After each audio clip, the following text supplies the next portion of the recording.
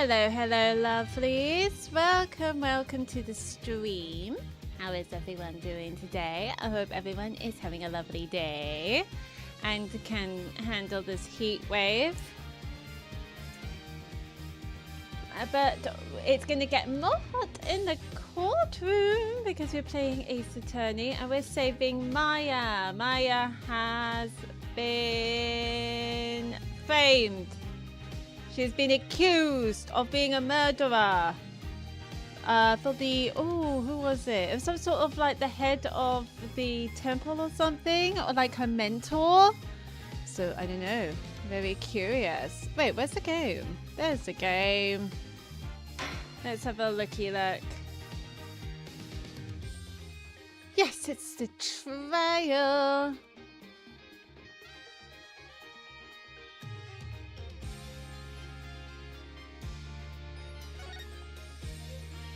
Here's the trial. Yes. Day one of the trial.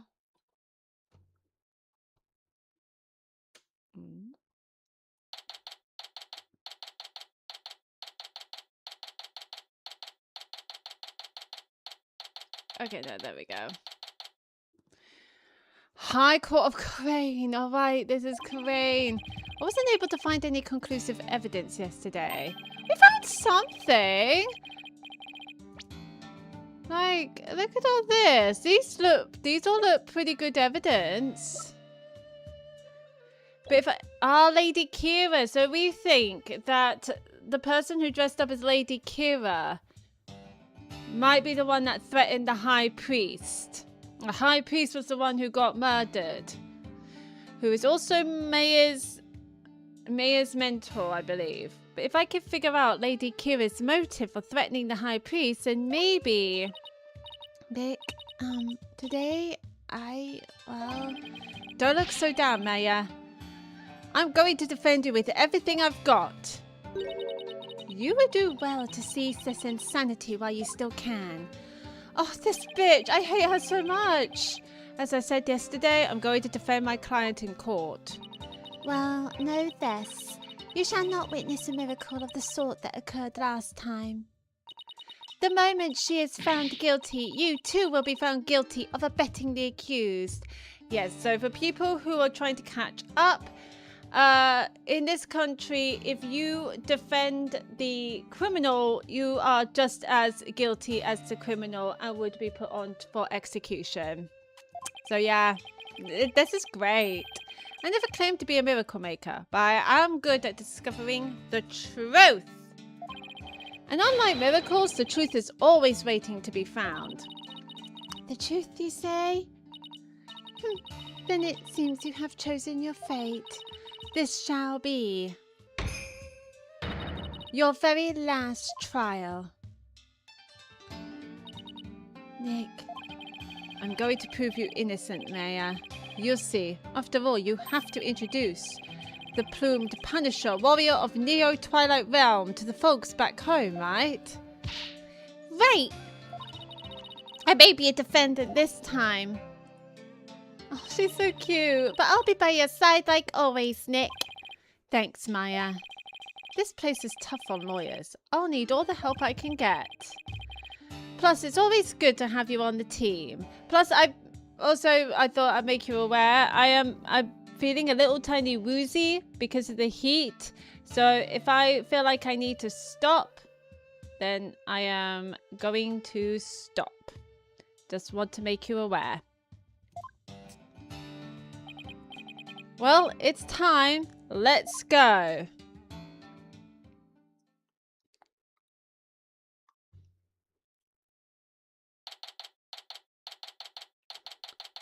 May 11th, High Court of Crane. I do not like this courtroom. It is scary. Oh, this bitch. Let the trial of Maya Fey begin. The defense is ready, Your Majesty.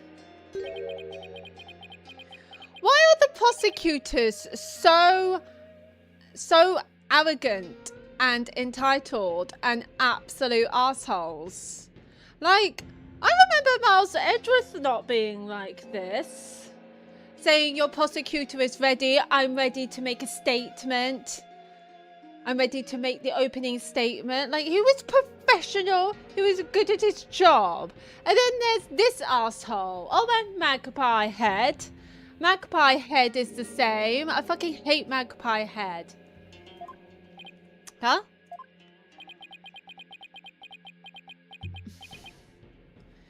The prosecution is ready. Quiet! Can't you see Prosecutor Samadhi is absorbed in silent prayer? Great, the trial's barely started and the judge is already mad at me. He's very devout for a prosecutor. Why is the accused standing over there? Oh, well... Your Majesty? In addition to being the accused, she is also my assistant. The accused is your assistant, you say? Very well then. A criminal does indeed make a fitting partner to a lawyer with a defiled soul. That wasn't very nice. Well, yeah. Yeah, well, bad-mouthing lawyer seems to be a custom of sorts here in Crane. I must say I am surprised to see you still here in Crane, Mr. White. And even more so to find you in the Hall of Justice once more. I cannot fathom why you would willingly risk your life in yet another trial. The answer is simple, Your Majesty. I am a lawyer and this is what lawyers do. Although, to be frank, I'd rather be anywhere but here right now. No, I agree with you, Phoenix. This is absolutely awful. Such foolishness. Oh, you're done with your silent prayer, are you? Oh, Prosecutor Samadhi, are you ready to begin now? Look, even the judge is shocked. Yes, Your Majesty. The prosecution is ready. Let us begin without further delay. It's quite an inconvenient that you started your silent prayer as the court has started. I just want to say that. But first, I promise you both this. I will cast your wicked souls into the fires of hell. Thus shall the soul of the victim attain salvation. Splendid! I would expect nothing less of you, Prosecutor Samadhi.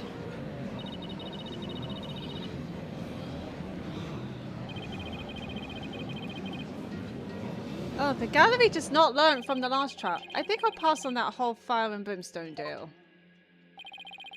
But I'm not surprised by your words or stance, considering what Apollo's told me about you. So, is he aware that Phoenix and Apollo are connected, like they're working together? So it was you who instilled that putrid, lawyerly guile within him. Putrid? What? He too must soon face the fires, lest his soul be lost to redemption. But, oh, could you not handle the defeat? Can you not handle the defeat? But I shall send you on ahead so that he will not be lonely when he arrives.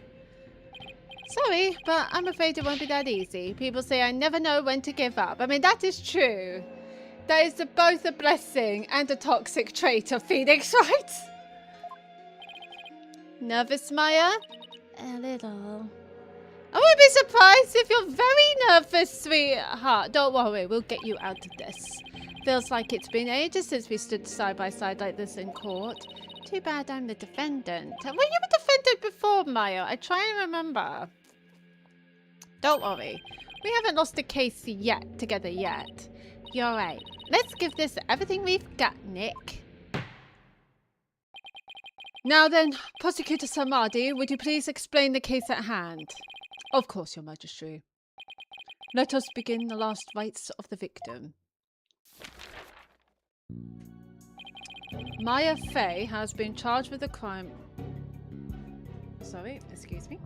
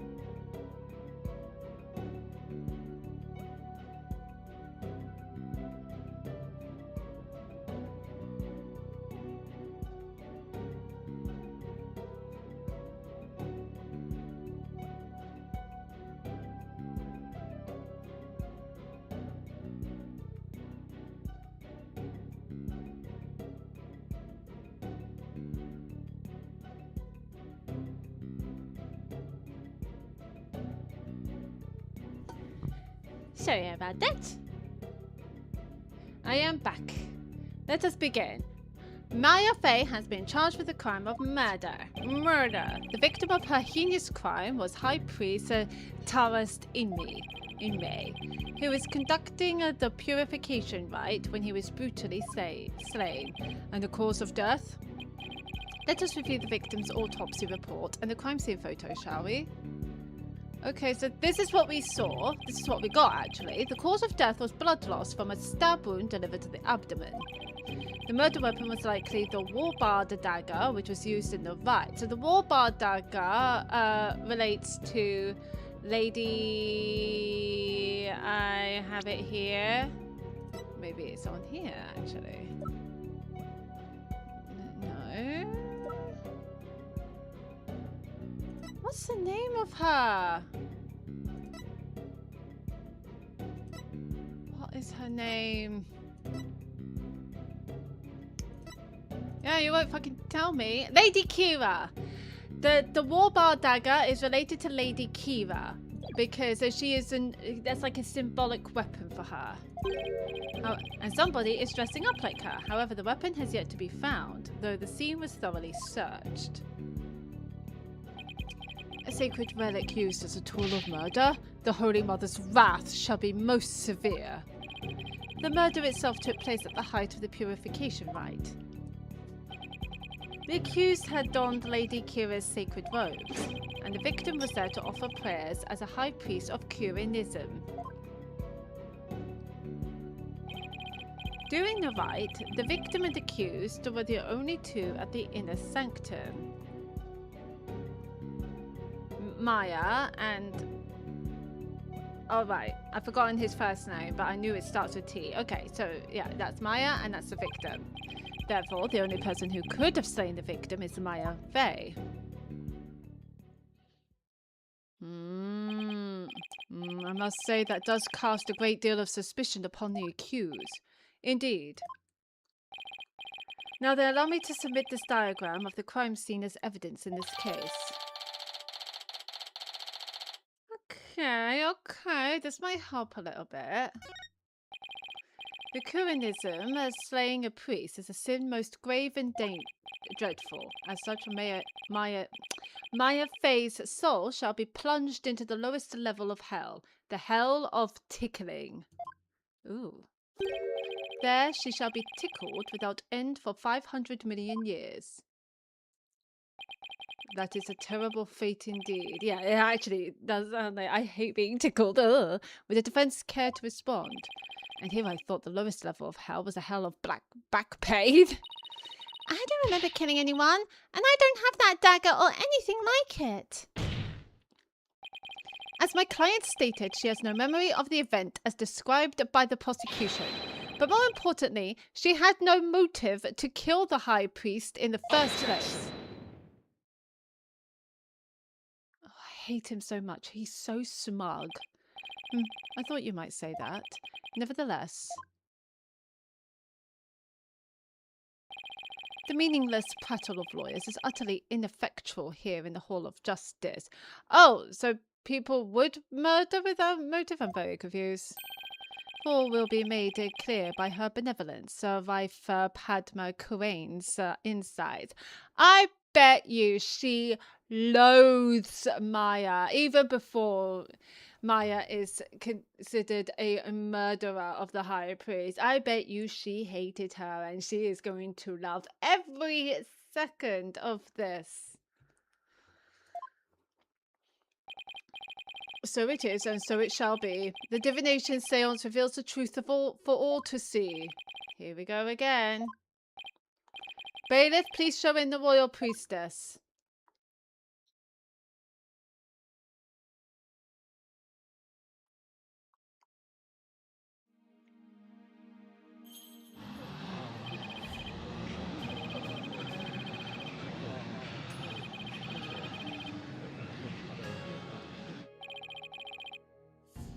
As popular as ever, I see. Rest assured, good people of Kuain, I will defeat this murderer and her abettor. They shall not escape on their freedom expressed today. What a joy it is to have the royal priestess back in the Hall of Justice. May the Holy Mother grant us her divine favor. Udahara Kore.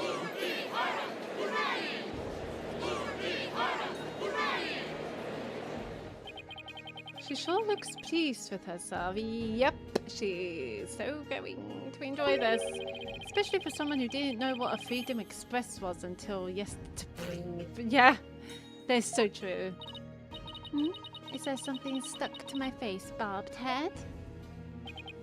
No, nothing, your benevolence. Now then, your benevolence, the divination seance, if you please. Very well. Nana, my robe.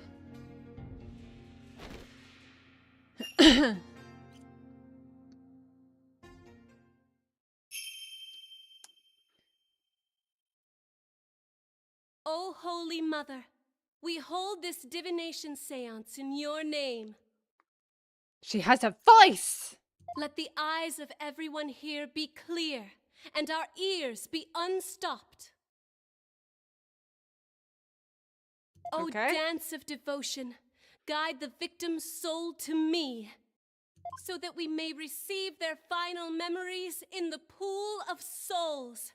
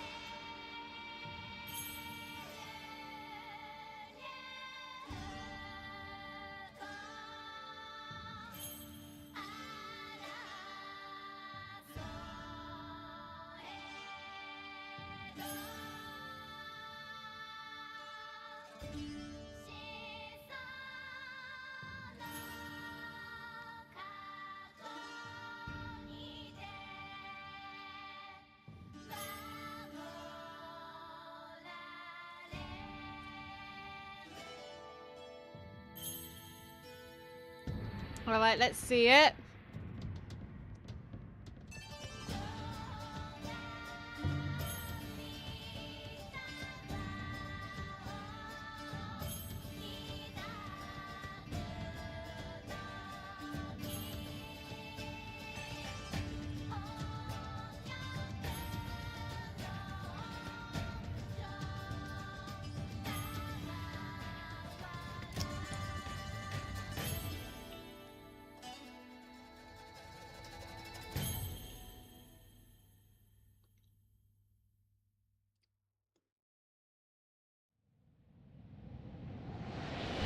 Alright, let's have a look.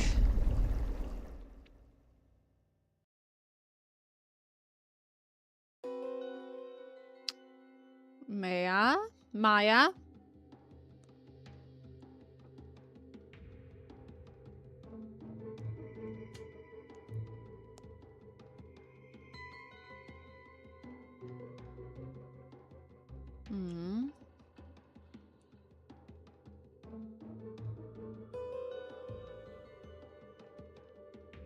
So we're hearing wind.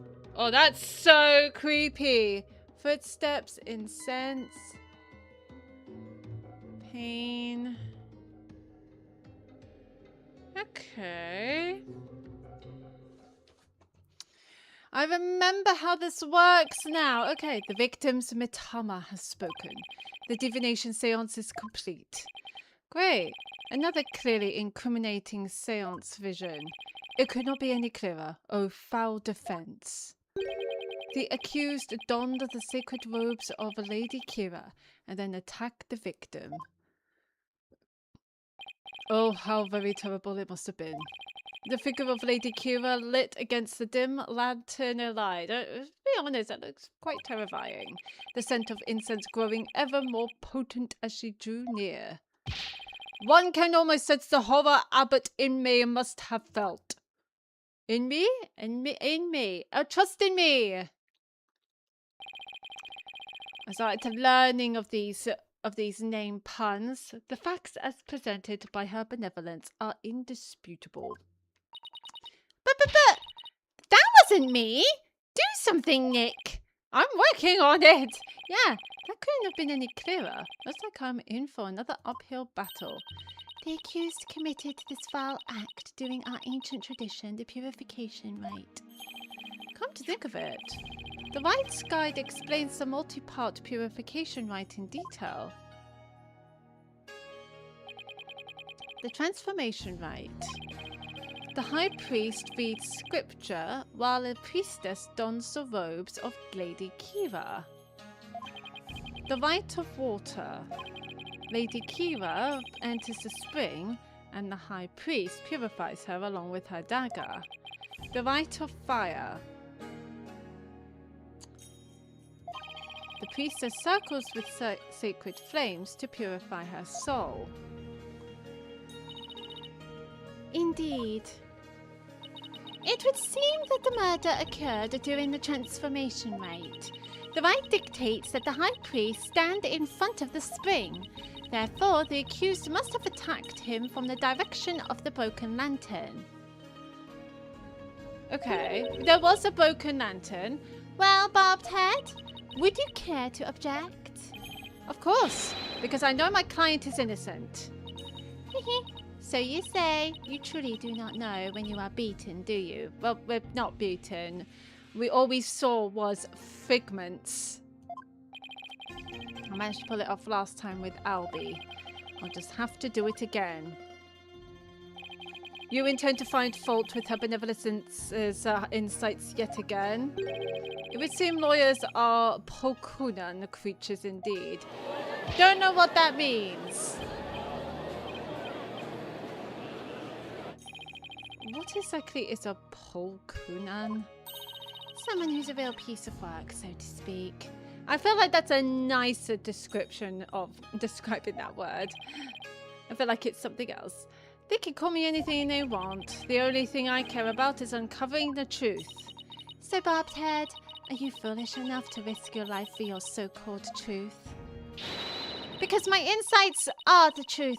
To deny them is to willingly dig your own grave. Just because they are the truth doesn't mean it is the full truth. Even the truth, it can be manipulated into someone else's truth. And that's why we're going to find out the real truth. Right? Does that make sense?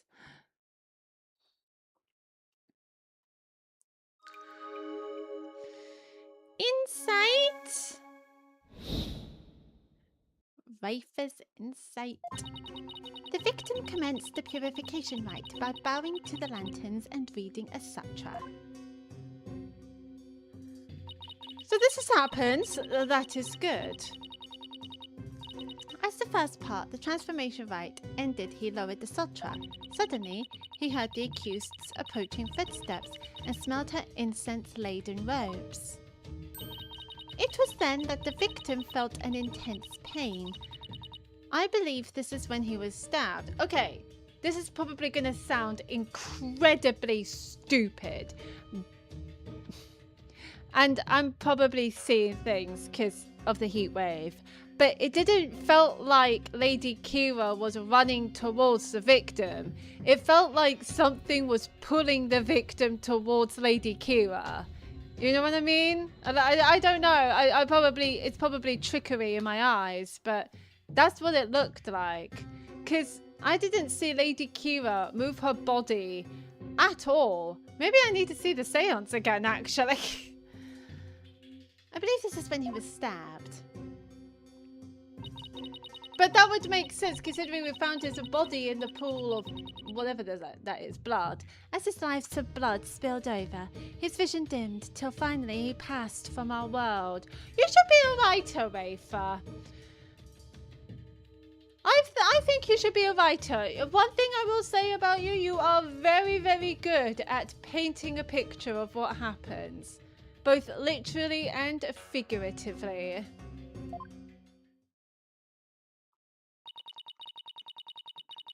That is everything the victim experienced in his final moments. Inner synctum diagram. Okie dokie. Dressed in the sacred robes of Lady Kira, the accused rushed the victim head on. Maya is accused of murder. Who's this fucker? Where did they get a butterfly from?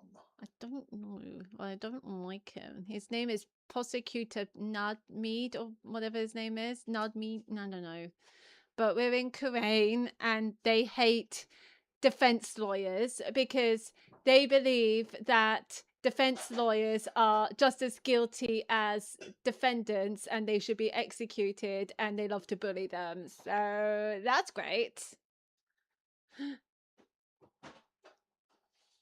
Sounds great. Sounds great. Yay! I agree and all that. Sorry that happened to you, or congratulations, or whatever. No.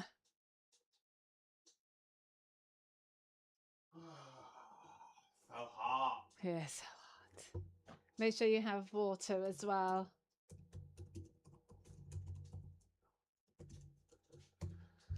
Why is it so hot? I don't know. This is why I don't want anything hot. Does that mean you don't want me?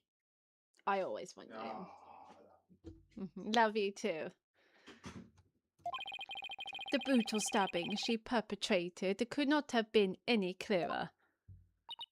Yes, it is plain for all to see. No, it wasn't me! A sudden drowsiness came over me during the transformation rite. I didn't even get a chance to put on Lady Kira's robes. Oh, you shake your head. You go fucking shake your head. You waste our time with such meaningless statements accused. You mean the meaningless statements that are true? You cannot explain away the truths revealed by the royal priestess's divine insight. I would like to know how she got that insight if she wasn't there. Oh. How did you end up finding contradictions last time? Good question. The deceased's final memories include all 5 senses. Oh, you mean those words that appeared in the pool of souls? It looked to me like the bigger the word, the stronger the sensation was to the victim. Yeah, that's how it looked to me too. The sensations themselves are never wrong, only their interpretations. That's when I tried to point out mistakes in Rifer's insights the last time. So there could be contradictions between what Abbott in me felt and her insights, huh? You got it, and I'm going to find them this time too. Should I check how to point out contradictions? Yeah, give me a reminder. I can switch between insights with A and D. Yeah, while I look for inconsistencies between them and the sensations and the visions. Seance visions can be paused with C. You can even jump to different points in the seance vision. Use M and B. When I see an insight that doesn't seem right, I should select R. And then all I have to do is point out the sensation that contradicts with the insight. I remember now. What was the one that I really, really hate? I think the one I really, really hated was from the last quest, wasn't it?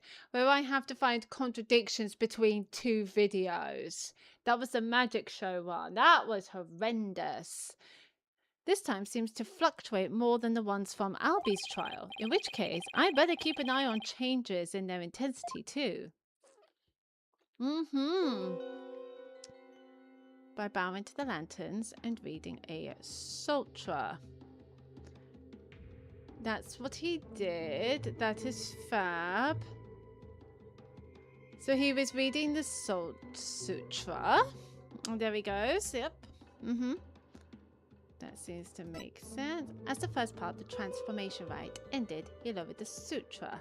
Suddenly, he heard the accused approaching footsteps. Okay, no, she was... and smelled her incense-laden robes. It was then that the victim felt an intense pain. I believe this is when he was stabbed. Yes. As his life's blood spilled over, his vision dimmed till finally he passed from our world.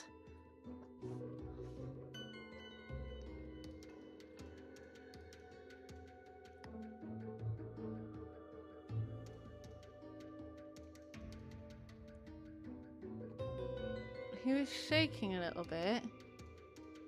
It's getting wind.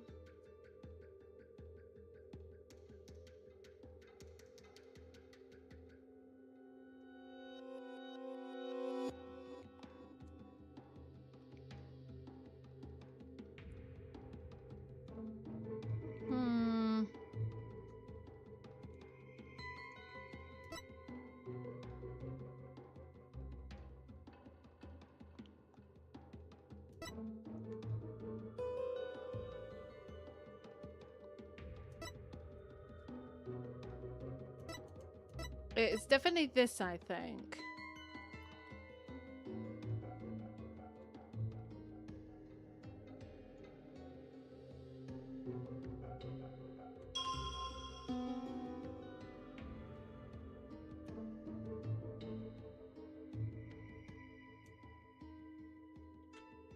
Objection! Maybe this.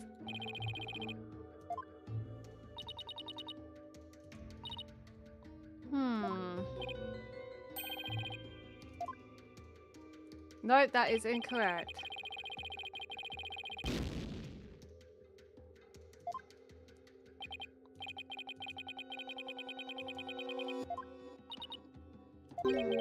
What is it, Maya? I'm still trying to figure this whole inside thing out. When the words change size, that means the intensity of those sensations is changing too, right? That's what it looks like to me. So then that's probably something we should keep an eye on too. In short, we should be on the lookout for changes that shouldn't take place, but they do anyway. And changes that don't occur when they should. How very perceptive of you. I guess all that training sharpened Maya's mind along with her powers. Let's compare the vision to the insights while looking for changes. Sensory intensity. Sounds like a plan. I don't think it's the wind. I think it's something to do with the footsteps. It says approaching footsteps. Let's have a look at the footsteps, shall we? Okay, so the beginning is correct. He was bowing to the lanterns as reading a sutra. Yep, that's all standard. Fab, fab, fab. Then something something's shaking.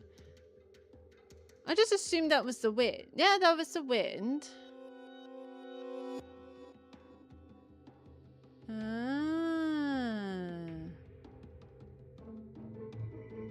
So we reckon it's the footsteps. The footsteps should be bigger.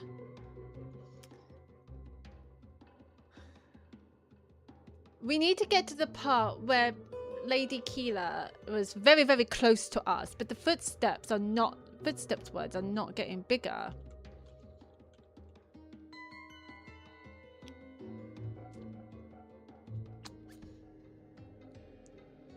I prefer just seeing the clip playing because we know that's the wind.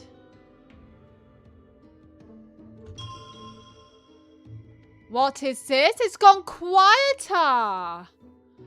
Why did it get quieter when he was so close? Objection!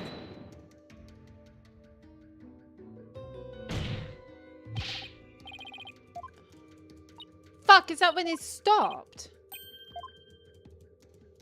We got too good.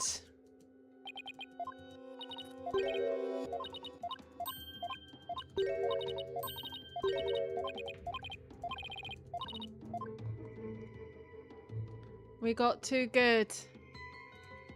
Approaching footsteps. No, I know what to do. I got it.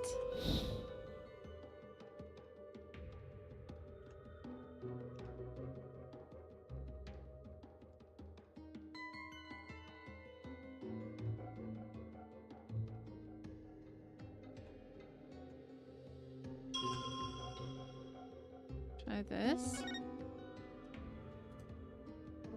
Objection! That's the one. The victim supposedly heard the accused's approaching footsteps. But did he really? What nonsense is this? Is it not abundantly clear? No, it's not. Because there is something strange about those footsteps. Strange? Explain yourself, barbed head. The footsteps are strange because they don't get louder.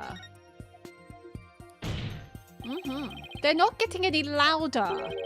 And why exactly does that matter? Please focus your attention on the incense the victim smelled. The scent grows stronger as the accused approaches. If the accused really had approached the victim, the sound of her footsteps would have grown louder as the scent of incense grew stronger.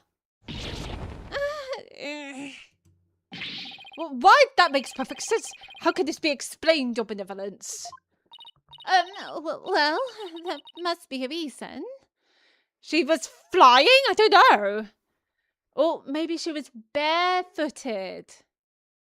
I don't know. There you go, she was barefooted. That's the only logical explanation. It is, as I say, even a putrid worm of a lawyer will turn. Who says that? What does that even mean? Yeah, good question, Phoenix. And also, who says that? He's not exactly singing your praises, that's for sure. Well, no. Still, we cannot discount this information solely on account of its loyally source. Your benevolence, perhaps you must listen more carefully to the abbot's mitama. Listen more carefully? What's he talking about? Yes, it would appear so. I shall try to refine the sensation. Refine the sensation? I can more accurately gauge sensations by deepening my communication with a mitama. Okay. And you didn't think to do this before? I didn't know you could do that. Why have you never done this before? Yeah, that's another very good question, Phoenix. By refining a sensation, a clearer picture of the truth can be discovered. I am so going to blow your fucking socks off, and prosecutor, what's your face? Oh, blessed mitama, I beseech you, hear me now and respond to my call. Okay. Alright, we have the footsteps. Footsteps changed into bells? What could this mean? Bells? But the only bells at the scene of the crime were... their jingling must have come from Abbot Emi's bells. You mean those big things he had on his ankles? So it was his feet! He was dragged towards Lady Kima. I was right! It was him! Well, there you have it. But no! The sound of bells was from the High Priestess' own footsteps. So he was running towards the dagger of the Lady Kima. And got himself stabbed. That's what I'm hearing.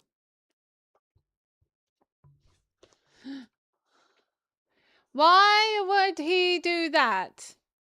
I feel a conspiracy going on here. Then that means... if the footsteps belong to the victim himself, it means it was the victim who was moving, not the accused. Like, that's great! I was right. But why?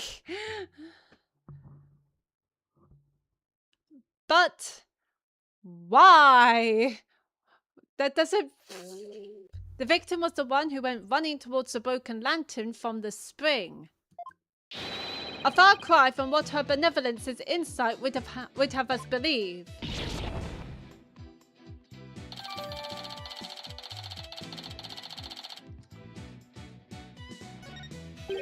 But why would the victim have approached the accused?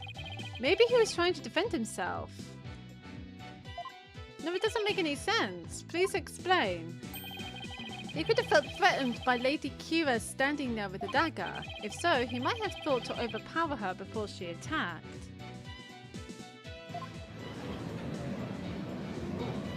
I want to make it exceedingly clear. I would have to make it exceedingly clear. The High Priest was very frail. He was quite frail. I remember. Still your voices. This is nothing but a theory, and a poor one at that. Be not led astray by this lawyer's obvious postulation. While his insolence is inexcusable, I would ask that you calm yourself, your benevolence.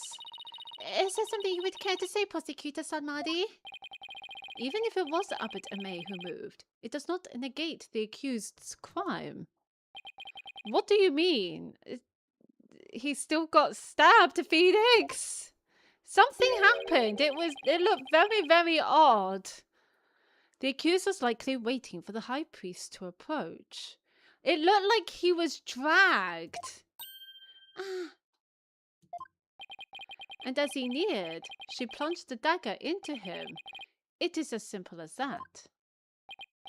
Oh, wait.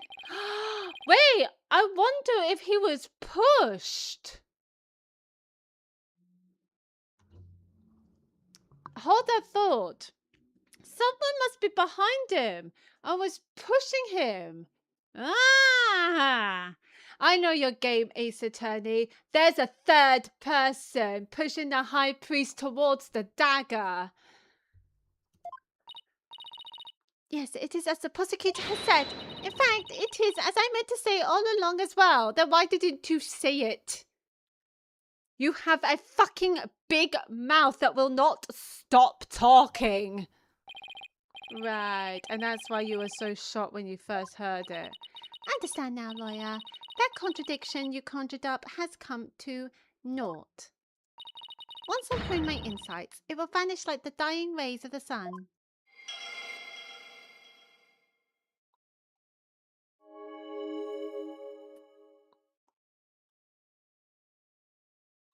He rushed the accused and tried to fight her off by the broken lantern. I still have a theory that someone was behind him and pushed him towards the dagger. But then wouldn't there be another set of footsteps?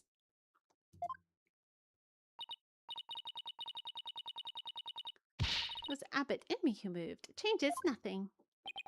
Ugh, come on, you gotta keep your cool. That contradiction I pointed out must mean something. That one sensation changed after Princess Raifa refined her vision. It stands to reason that something else might have changed too because of the refinement. I should focus on any sensations that have changed, while searching for more contradictions between them and her insights. That's a lot, Phoenix, but we're gonna do it, lovely. Plan. As the first thought to transfer ended, he lowered the sutra suddenly. So we done all that. There's Maya. She's super lovely and amazing. She's done nothing wrong, and all of you are wrong. And suddenly, he rushed the accused and tried to fight her off by the broken lantern.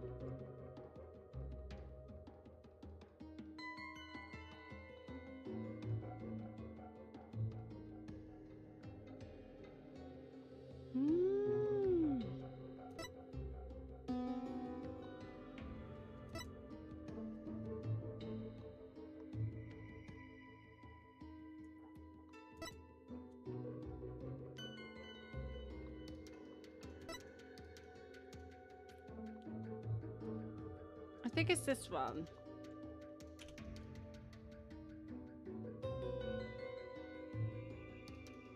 Well, there's the wind. What's that? Why is there water? Why is it a sound? Why is water a sound? Objection! He was moving away from the water. Someone was behind him. I told you. I know Ace Attorney's tricks like the back of my hand. I know it. Hold it. How do we know the purification rite was performed exactly as it was supposed to be? That's easy. The customs governing the rite are very clear, and Abbot Inmi would have adhered to them. Well, that's strange. Mr. Wright, would you care to explain just what is so strange? Yes, I would ask you to consider the sound of the victim's footsteps.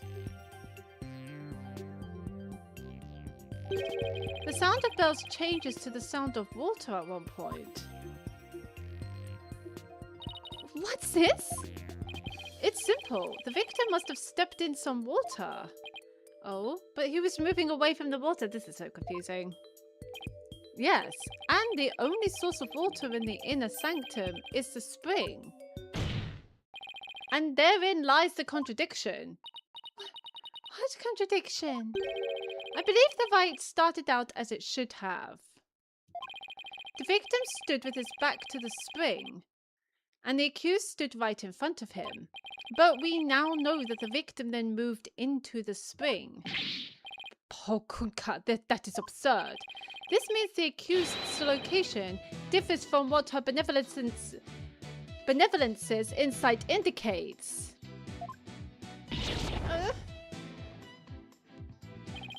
Then where do you propose the accused stood once she donned the Lady Kira's robes? Based on the sound of the I believe Maya was standing here. She must have been standing in the spring. She must be standing here. Take that! Until this moment, we've all just assumed that Albert, Inmi, and Miss Faye were standing where they were supposed to be, as shown in this rights guide. In short, the victim should have been standing with his back to the spring and the accused in front. However, if that is what they were really standing, he couldn't have stepped into the spring as he approached her. The problem is the victim did step into the spring. This can only mean that Miss Faye had actually been standing in the water. But if this is true, then their positions would have been completely reversed.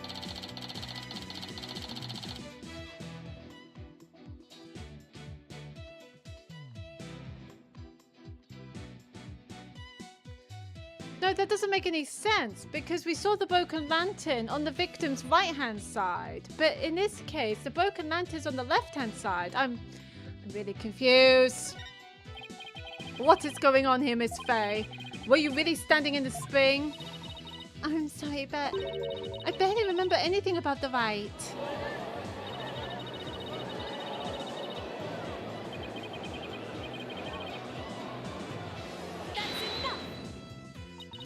Oh, that's a new one. That's enough. Be that as it may, this does not overturn my insights. It doesn't. Let us say the accused was standing in the spring. So what? So what? This completely reverses their positions is what? That their position differed from what is customary is rather curious. However, what does that change? It certainly does not erase the accused's brutal crime. Yep, she's right. I guess you have a point there. You lawyers are an absurd breed. Never think ahead. Never thinking ahead. You cling to the first insignificant contradiction you can muster. Ugh. Sounds like Princess Rafa has a pretty good grasp on what lawyers are all about. Oh Maya, where would I be without your brutally frank commentary right now? We do miss her. Is this contradiction really meaningless? We don't know. But something really doesn't feel right. He was being pushed. Did I take a wrong turn somewhere?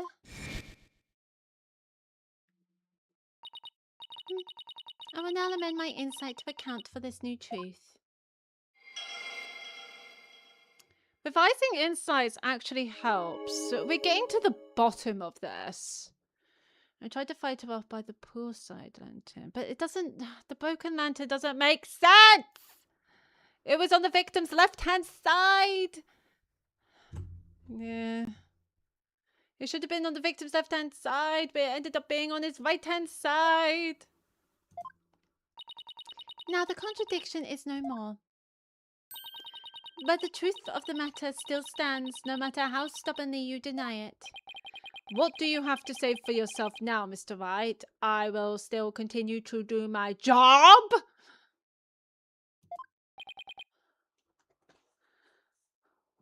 Kiss my fat ass. Nick. Your Majesty, this lawyer may have raised a trivial objection, but her benevolence's insight have no further inadequacies of any kind. Yes, so it would seem. Wait a second, but there is another contradiction.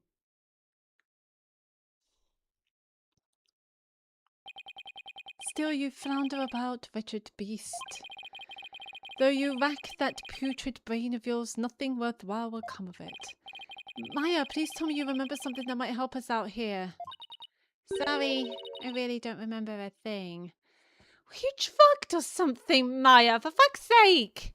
How could you not remember an important rite? You were chosen for it! But now that the place you're standing in has changed, who knows? That alone may cause a new discrepancy with Princess Rayfair's insights. That's right, we now know that Maya was standing in the spring. A major change like that could very well produce a contradiction. We should take another look at the inner sanctum diagram in the court record. We can do that right now!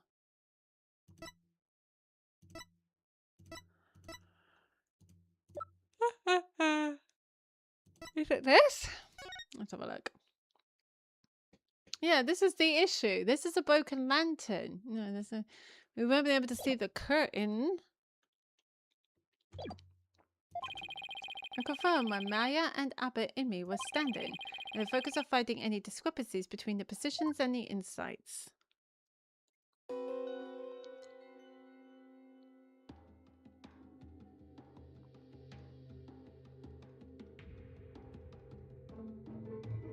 As you can see, that lantern is not broken.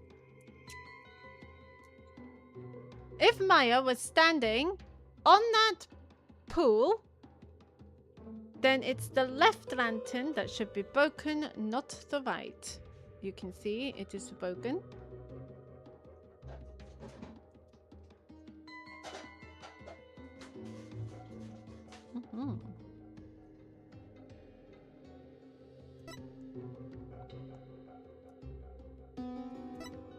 Gosh, the accused of trying to...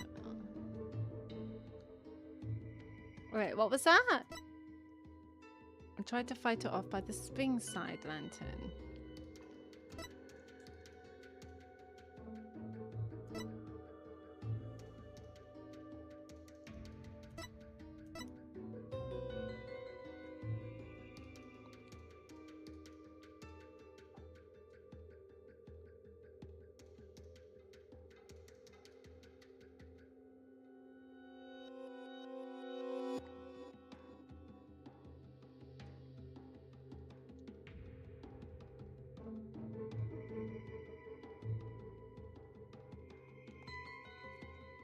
That lantern should be broken.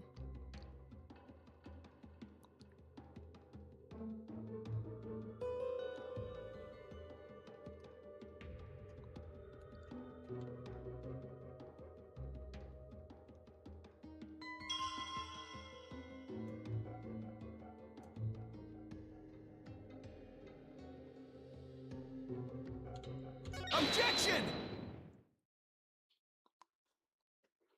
There we go. Your benevolence? I found a new contradiction. You did? No doubt it is but another of your vile attempts to slander my insights. Nope. Take a good look at what the victim saw. It just might change your mind. The lantern flame behind the accused was flickering. There is nothing unusual about that, especially as the wind had stirred. No, that's where you're wrong.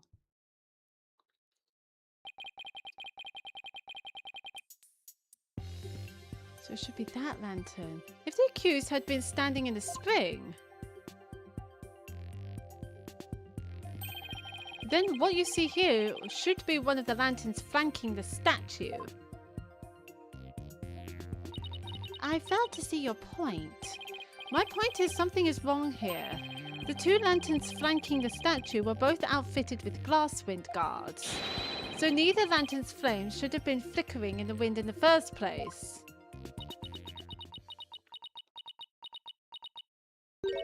Huh? She seems pretty tickled, Nick. That's a great phrase. I don't remember saying anything funny. I fail to see what you wish to prove here. But very well. I shall refine the vision and reveal the truth for all to see. Good. Maybe we can get a sense of what's happening. Oh, blessed Mitama. Mitama.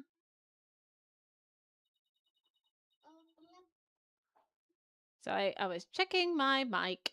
There we go. Oh, blessed Mitama, I beseech you, fix your sight upon the lantern there.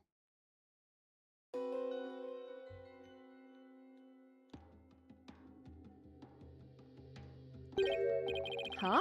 That lantern doesn't have a wind guard on it. And rightly so. For the wind guard was removed to reveal the sacred flame within for the rite of fire. Therefore, there is nothing odd about the flame flickering. Okay, so they had the wind guard. We know the flame. Okay. Okay. So what? But when we searched the crime scene, those lanterns had their wind guards on. That's because the police put them back on. The sacred flames have burned uninterrupted for hundreds of years, Defense. We cannot risk them being extinguished, even during an investigation. But we'd never fly back home. Well, barbed head, are you done quibbling?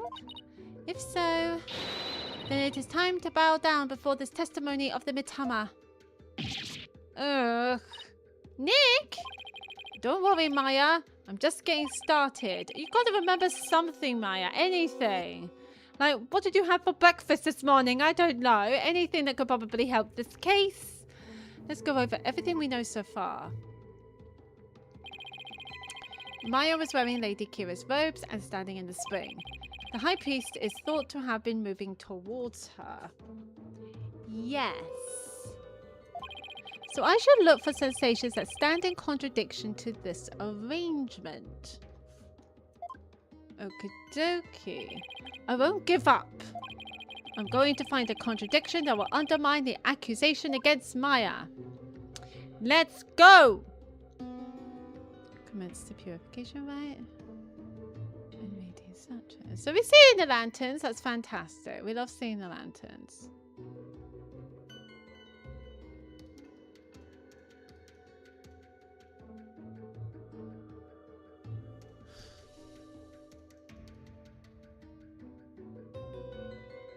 I want to know the shaking.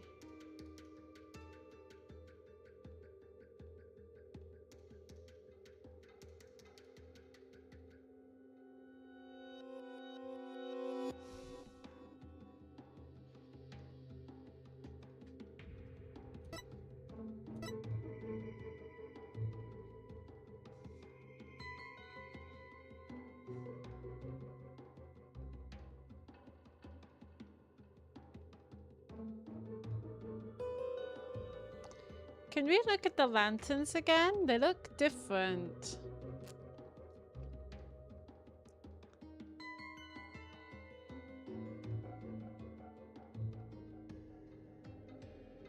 Did you find the shaking weird? I would think the shaking, there would be something. Why did the wind come after the shaking? I also want to check the lanterns. The lanterns look different. There's one.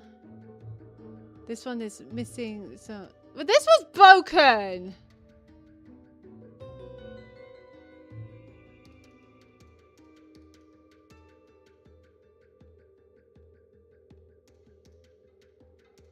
Right.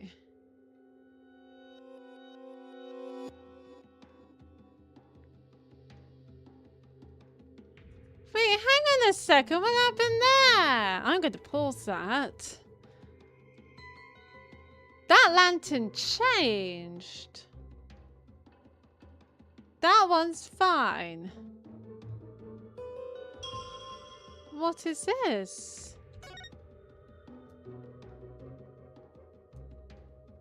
Objection! what could this possibly mean? That lantern clearly contradicts the inside. But this contradiction will overturn the entire case I've been building. Are you all right, Mr. Wright? 1 minute you shout out, and then the next you fall silent.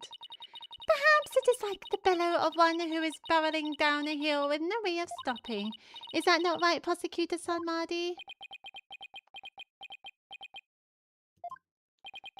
Don't get cold feet now, Phoenix. Even if this overturns the entire case you've built so far, the only way is to keep moving forward, because that's where we'll find the truth. Sorry, but I'm not barreling down a hill. In fact, I'm in full control of everything with the indisputable contradiction I found. Is that so? The lantern behind the accused clearly, no, blatantly contradicts your insights. Does it now? One of the lanterns on the entrance side of the inner sanctum was broken, and if you watch what Abbot Inmi saw in his final moments, it's very broken. You will notice that the lantern behind the praying form of Miss Faye is broken.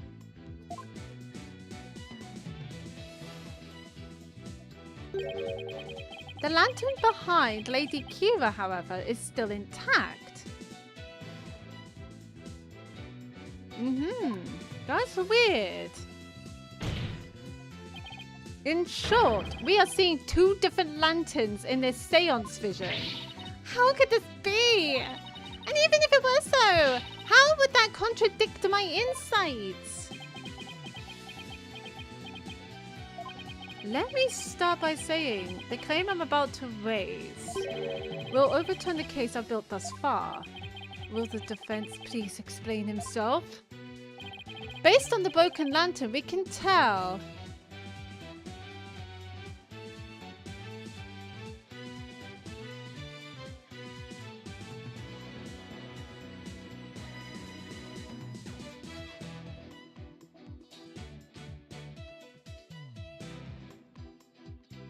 Wait.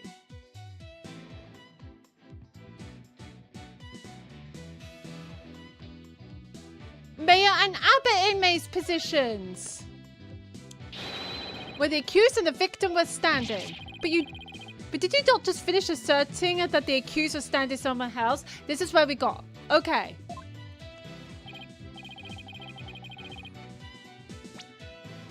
Let's have a look. At first glance, we switch, don't we? We have switched. So at first, it was the high priest standing on the spring with Maya where the victim is, right? That's why he's seeing the broken lantern first. But that shaking as he was reading the sutra, someone was moving their positions. They moved Maya somewhere else. So he was actually seeing that lantern. This one. And this is where Lady Kima is, not Maya. Maya is fucked off somewhere else, probably drugged and unconscious. That's probably why she doesn't remember. Ooh. I did, and I built my argument on that faulty premise. But thankfully, it has led us here. To the actual spot where Maya Fey was standing.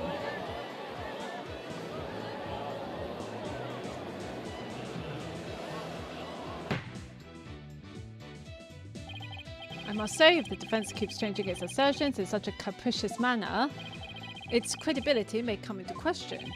I'm willing to take that risk, Your Majesty, because I believe this will be the last time. I'd like to start by pointing out the actual spot where the accused was standing. Very well. Show us where you believe the accused was actually standing. Based on the location of the broken lantern, where was Maya really standing? So she was actually standing just around here, as she should. Take that!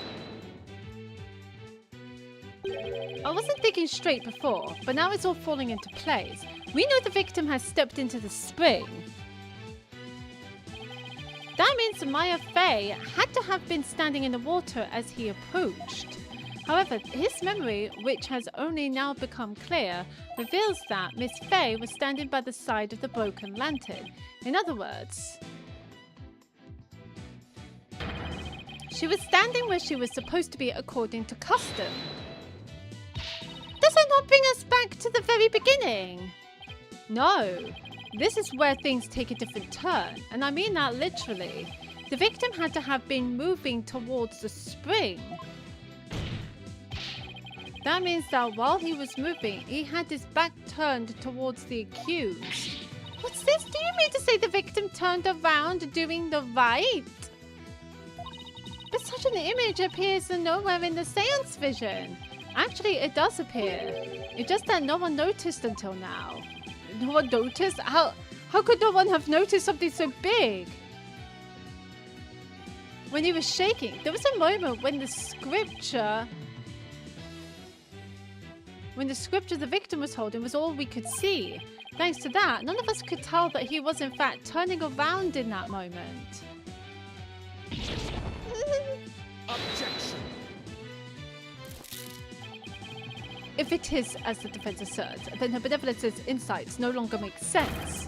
How do you intend to explain that? Objection! I don't need to explain anything, because it's just as you said, Prosecutor Sadmadi.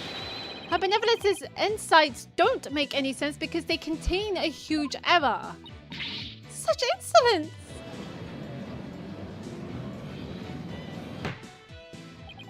A huge error, you say? Do explain. The huge error is...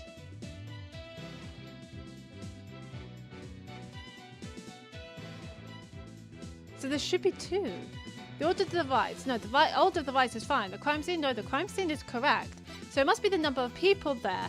There is a third person. Originally, it's supposed to be just two people. The High Priest and Lady Kima. But there was third person.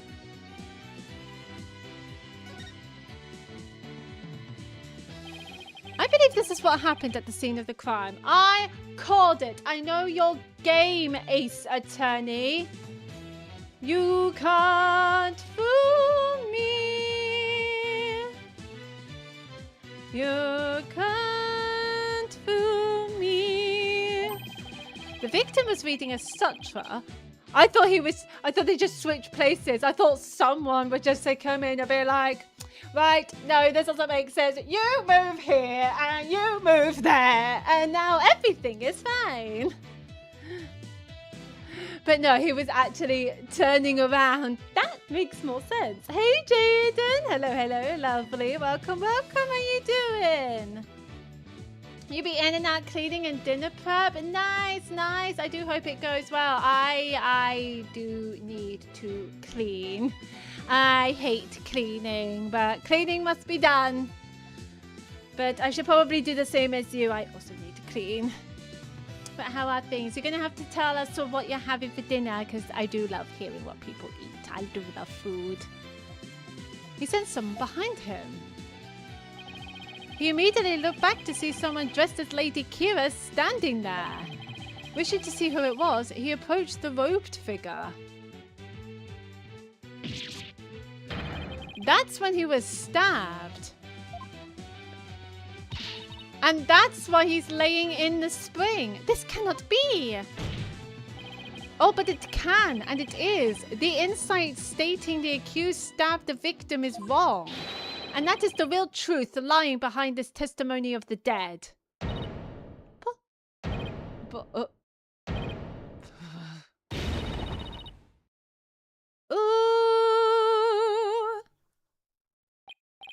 You suggested that there was someone else at the scene of the crime? Have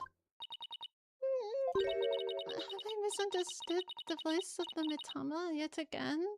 I do kind of feel bad for her. Look, she's a brat.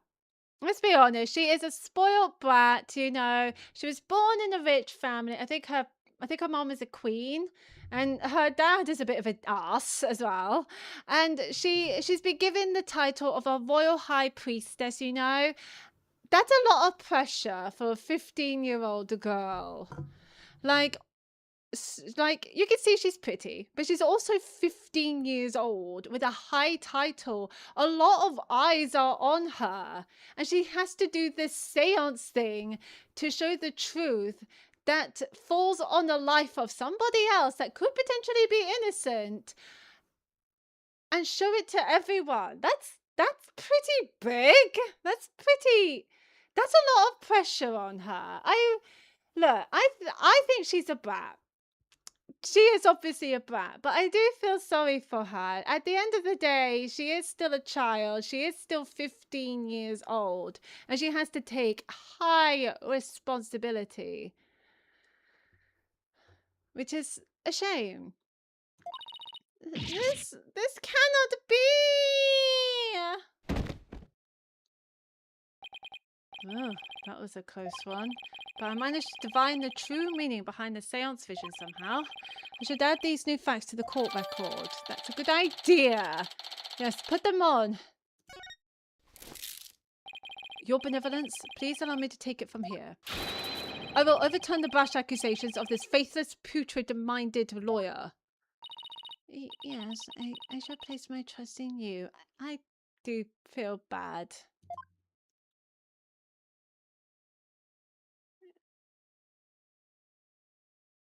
Okay, she's gone.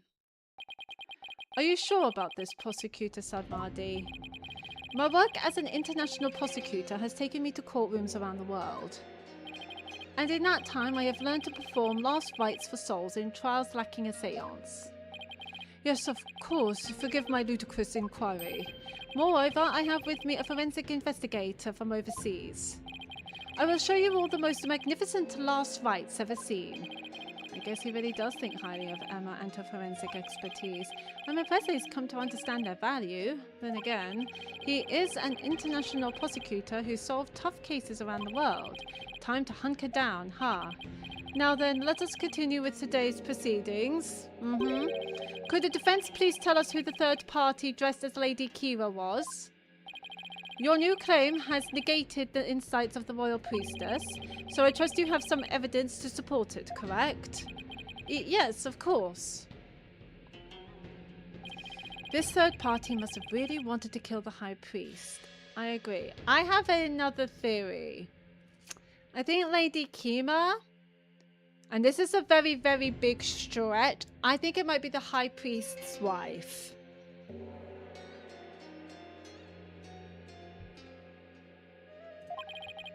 I might be able to identify who it was if I had evidence of their murderous intent. Well, we're waiting, Mr. Wright. The evidence that can reveal the identity of the third party is this.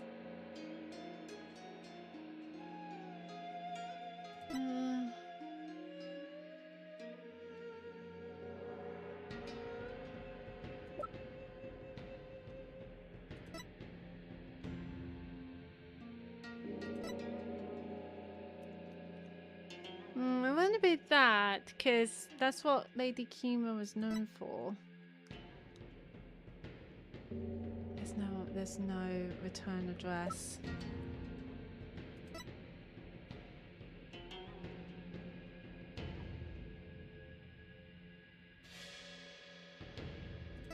What's this?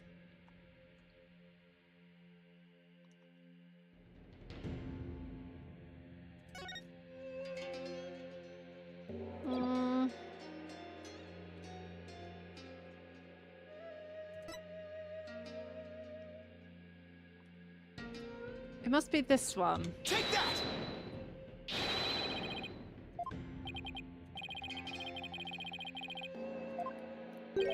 No, it's not that.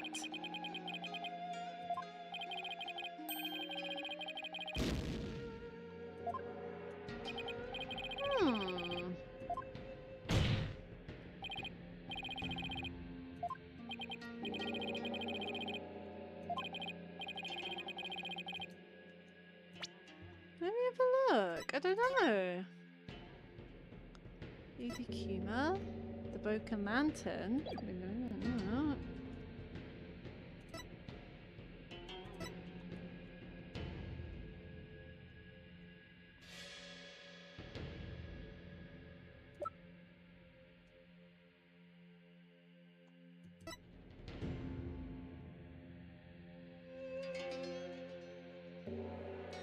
Oh wait! It was already stained red! That's what we need to look for.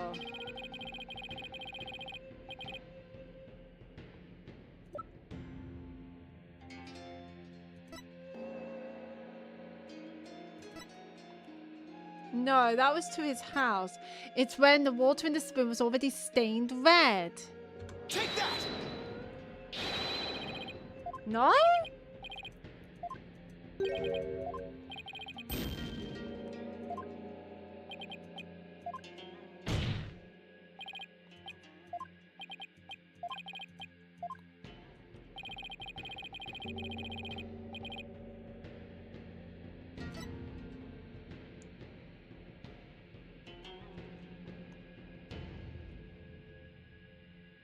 Oh!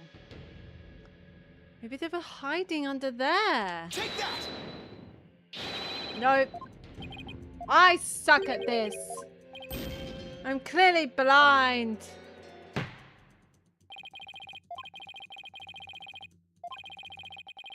I'll let this play.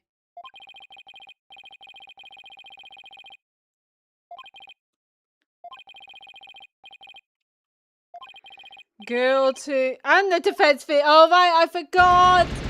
Even the defense attorney is guilty. Well, we're fucked. We're fucked. We'll try from the sea.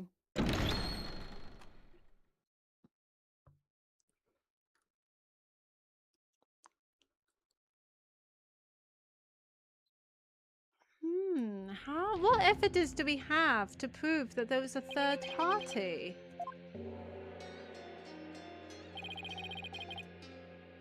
Kill the high priestess. If I had evidence of the murderous intent. Oh!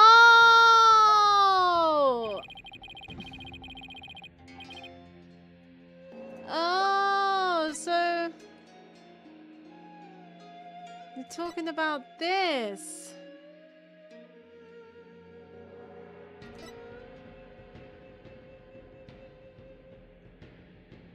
So it must be this. 3 days before the purification rite. I forgot about that. The victim received a warning letter from an unidentified individual. He did? Whoever sent it clearly meant to threaten the high priest. The letter said, "Do not perform the rite." But the rite went on as scheduled. I believe that is why the high priest was murdered. Who do you suppose sent that letter? A person with something to hide. The rebel hunter disguised as Lady Kira herself. Go on, audience, say something. Peace! I don't understand. I had heard the Lady Kira that has been in the news of late only hunted rebels. Oh, I just remembered. Okay, so from the last stream, we reckoned that the high priest was a rebel. And I have a theory. If so, why would she have killed the high priest? I have a theory that...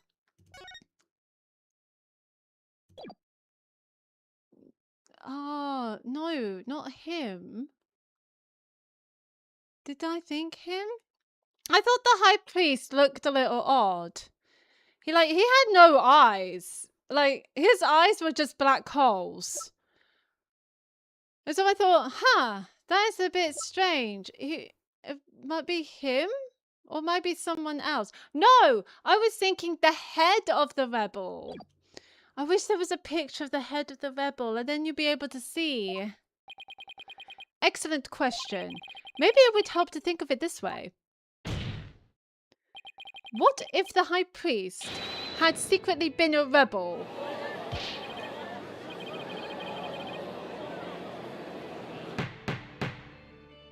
The high priest, a devout follower of Kuhinism, a rebel? Do you even comprehend the blasphemy of which you speak? Well, do you? I too found it hard to believe at first. But as I continued my investigation, it started to become more and more plausible. The third party was the rebel hunting Lady Kira, and the high priest was a rebel. Your mockery of Kuhinism. No. Why are you blaming me for mockery? What about the High Priest and Lady Kira? Of the Kingdom of Crane itself knows no bounds. Whoops. Yep, oops. Nope. Whoop. Then the victim and Lady Kieran are making a mockery of the religion as well. We are saying the truth! As a faithful Kuranist, I take issue with these claims, and I am loath to admit them into today's proceedings. I don't know where this is going. The defense's claims are but vile blasphemy, tantamount to spitting on the Holy Mother. Is it really that big of a deal, Maya? Abbot in me was a distinguished monk and very well respected too, so yeah. Ugh, please don't let this turn into an international incident. But fear not, good people of Korain. The rantings of this putrid-brained lawyer who seeks to sully the soul of the deceased shall come to no avail once I conclude these vast rites. He's going to bring out Emma. The prosecution's assertion that the accused killed the victim remains unchanged. But the victim was stabbed in his abdomen. How is that possible when he had his back turned toward Miss Faye? Someone else must have killed him. Objection. Are you sure about that? Oh, I hate him. You may have invalidated the seance, but do not let it go to your putrid head. The karmic flow of this trial is as yet still in my hands. How can he be so confident? Something has occurred to me, you see. And your allegations of a third party are but a deluded fantasy. No, I think the third party is still there. But I think the victim was pushed towards the knife. It looked like he was pushed. And I shall prove that by calling a new witness to the stand. An eyewitness who will deliver a definitive answer that will dispel the defense's doubts. An eyewitness? Very well. Let us call this eyewitness to the stand.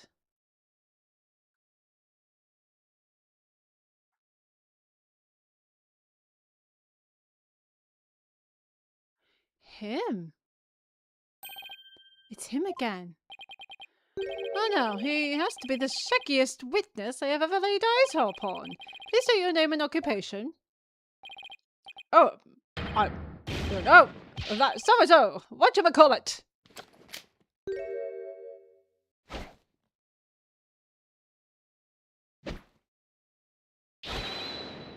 Anonymous TBD. At least that's what they've been calling me.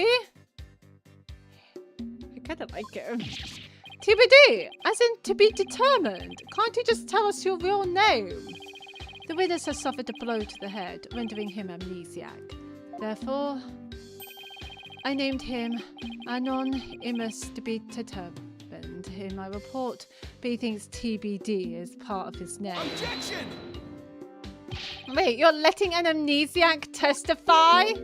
Yeah, that's what I thought. Have no fear, I've already questioned him at length. While it is true he has utterly forgotten his name and past, his memory of what he witnessed is still very much intact. Considering the dearth of information, any new knowledge may be of help. Therefore, I will permit his testimony. Now, Mr. Imus, please tell us what you saw.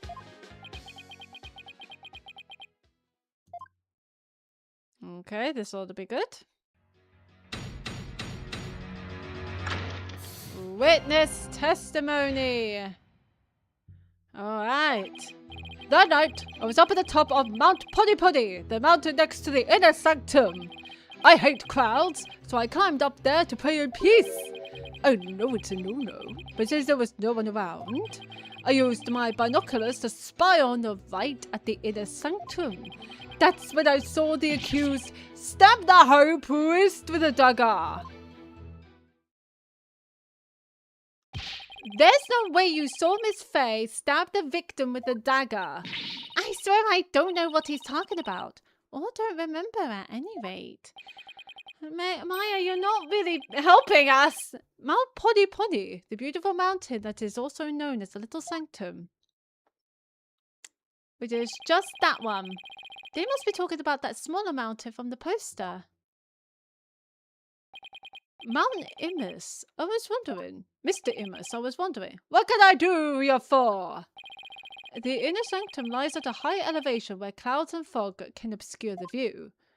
Are you sure you were able to see what happened from the mountain top next to it? Good question. Good point. His Majesty raises an excellent question. Well, Mr. Imus? On the day of the rite, there wasn't a cloud in the sky. I had a perfect view. If you don't believe me, check the weather forecast in the paper that day. Nick, don't we have the newspaper for that day? Yeah, let's take a look. The area around the inner sanctum will enjoy calm, clear skies today. The warmer temperature will make for excellent prayer weather. Be warned, however, that we'll see a cold front move in overnight. Does say calm, clear skies, doesn't it? See, told you so! Alrighty then. Well, it does not lie. Well, it would appear the witness has offered testimony worth hearing. Mr. Imus, I too have a question for you. Didn't you already question the witness? Well, that's what I'm here for, right? Shoot. How was the accused holding the dagger? Was she holding it underhanded? Its blade protruded from the bottom of her hand? Yep, I believe she was. It's called a reverse grip. Ah, I thought as much. Wait, hang on a second. Hold it right there. What bearing does that have on this case?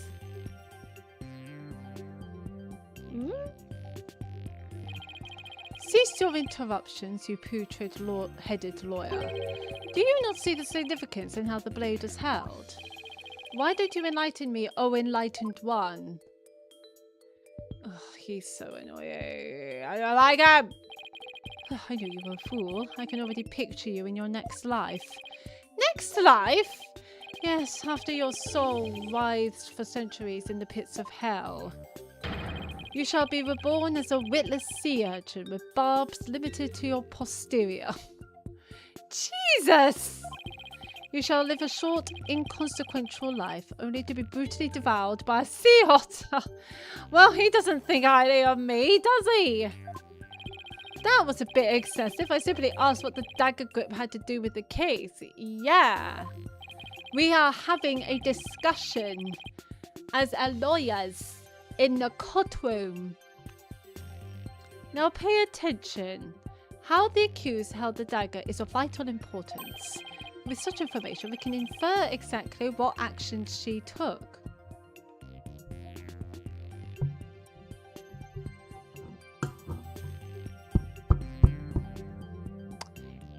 Get to the point!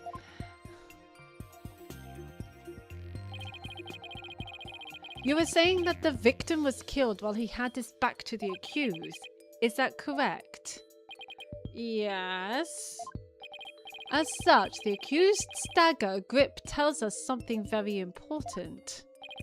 The accused approached the victim from behind. Swung her arms around him. Ah, so pushing him. So I was thinking that. I don't think he had swung her arms around him. I think otherwise he would be able to hold his arm up as the seance show. But I do believe he was pushed towards the dagger. And plunged the dagger deep into his abdomen using the reverse grip. Well, no, I don't think it's that. I think he was pushed towards the dagger. What? Thus, Mr. Imus's testimony clears up any doubts that might remain. And it coincides with her benevolence's insights as well. This is a disaster. I thought I'd blown those insights out of the water, but now they're back to haunt me. Oh, those insights. Those goddamn insights. Now then, the defense may cross-examine the witness. Indeed.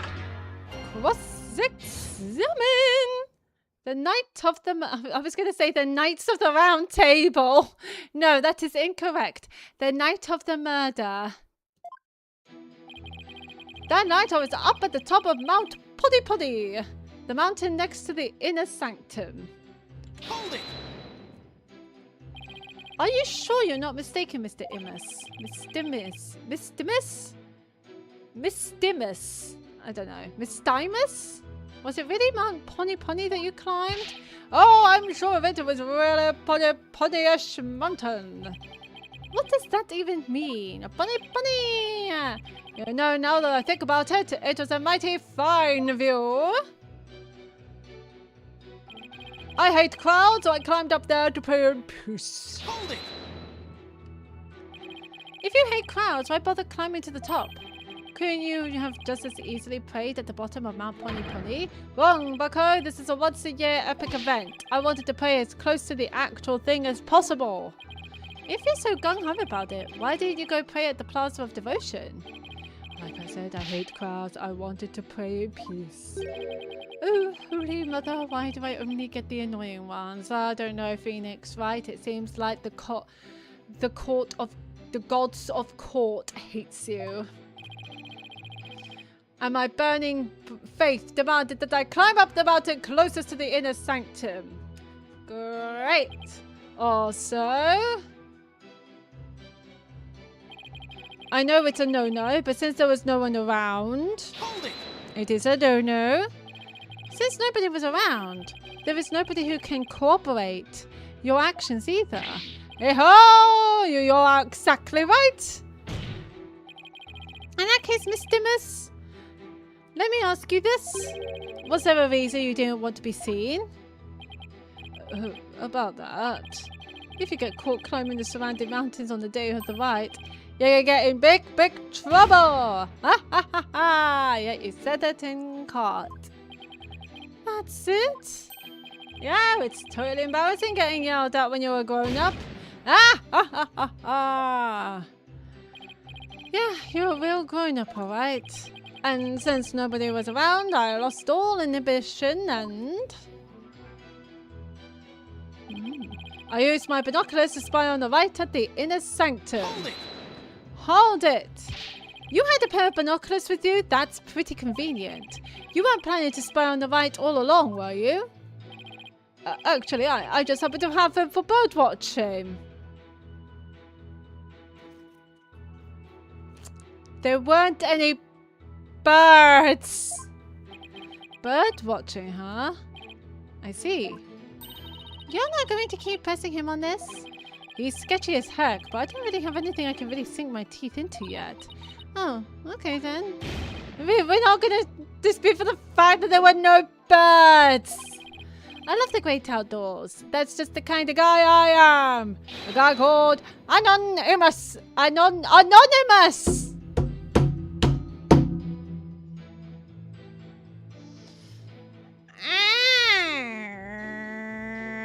Anonymous.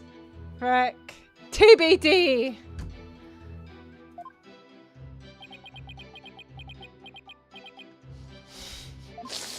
Yeah, that was my face.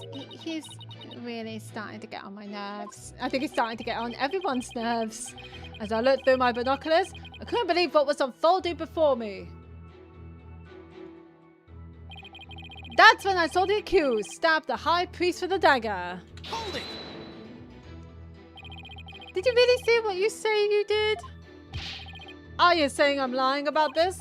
Well, I'm not. It's etched permanently in this old noggin. But I didn't do what you say I did. I didn't even get a chance to touch the dagger on the day of the rite. What do I know of that? All I know is what I saw.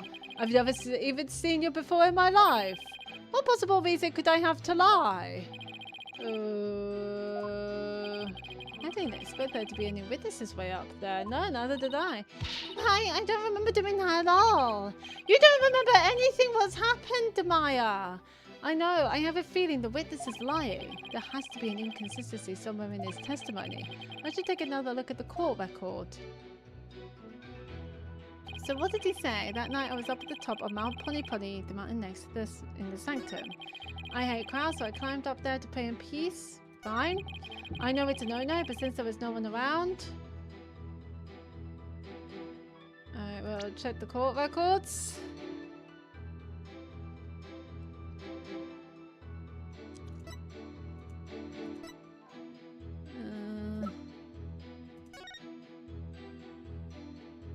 So this is the sanctum. There's stairs.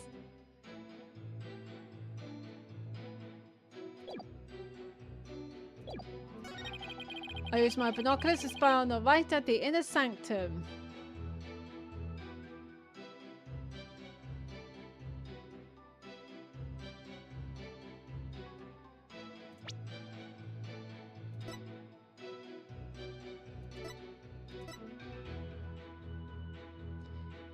There are curtains. Was there curtain show here?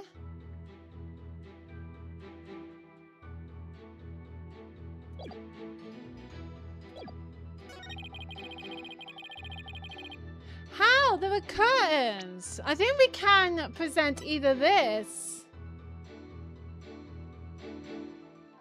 I think we can show this. Objection! No, we can't show that. There was curtains.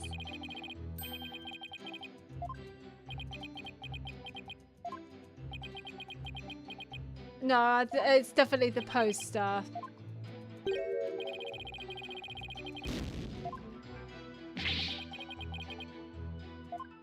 It was definitely the poster. Let's try the poster. Objection! How?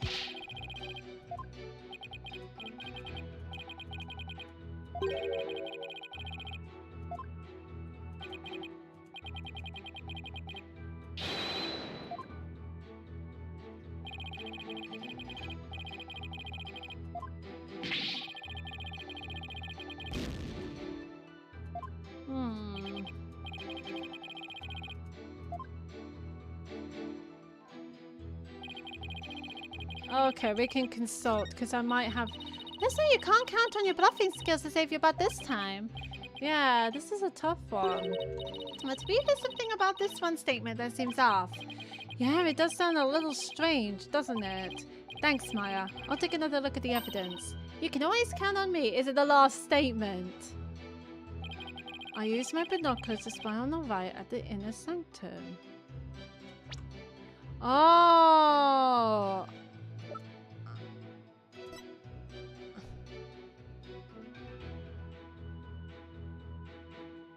Oh. Objection! No, it's definitely the other picture. God, I'm doing terrible at this one.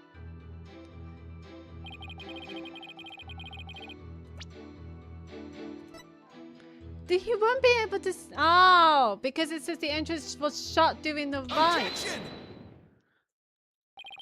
It was the wrong statement. Your Majesty, I had my doubts about this bushy-bearded witness, but now I know we can't trust him. What? You ain't just judging me solely on my bodacious beard, are you? I mean, it's a very lovely beard. Not at all, Mr. Immus. It's much more than your sketchy appearance. It's your sketchy testimony. His testimony, you say? Yes, recall how the inner sanctum was that day. Specifically, that it was completely enclosed by the ritual curtain. Why, yes, I believe you're right. The curtain would have completely blocked the witness's view from Mount Pony Pony. Therefore, he couldn't possibly have seen the murder happen. Oh, Mr. Mass, have you been knowingly making false statements to this court?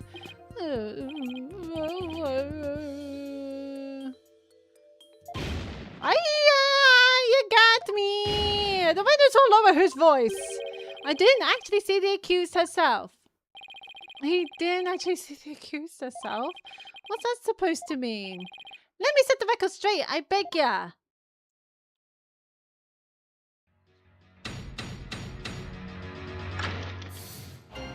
Oh, he's going to be so annoying. I liked him at first, but now he's just really annoying. I saw their shadowy silhouettes projected against the ritual curtain. Well, that doesn't mean anything. The figures were created by the light of the full moon on that clear and still night.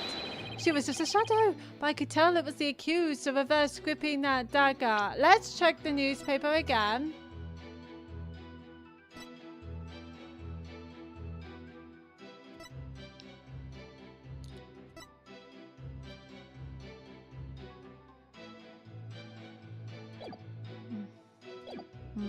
It doesn't specify that there is a full moon.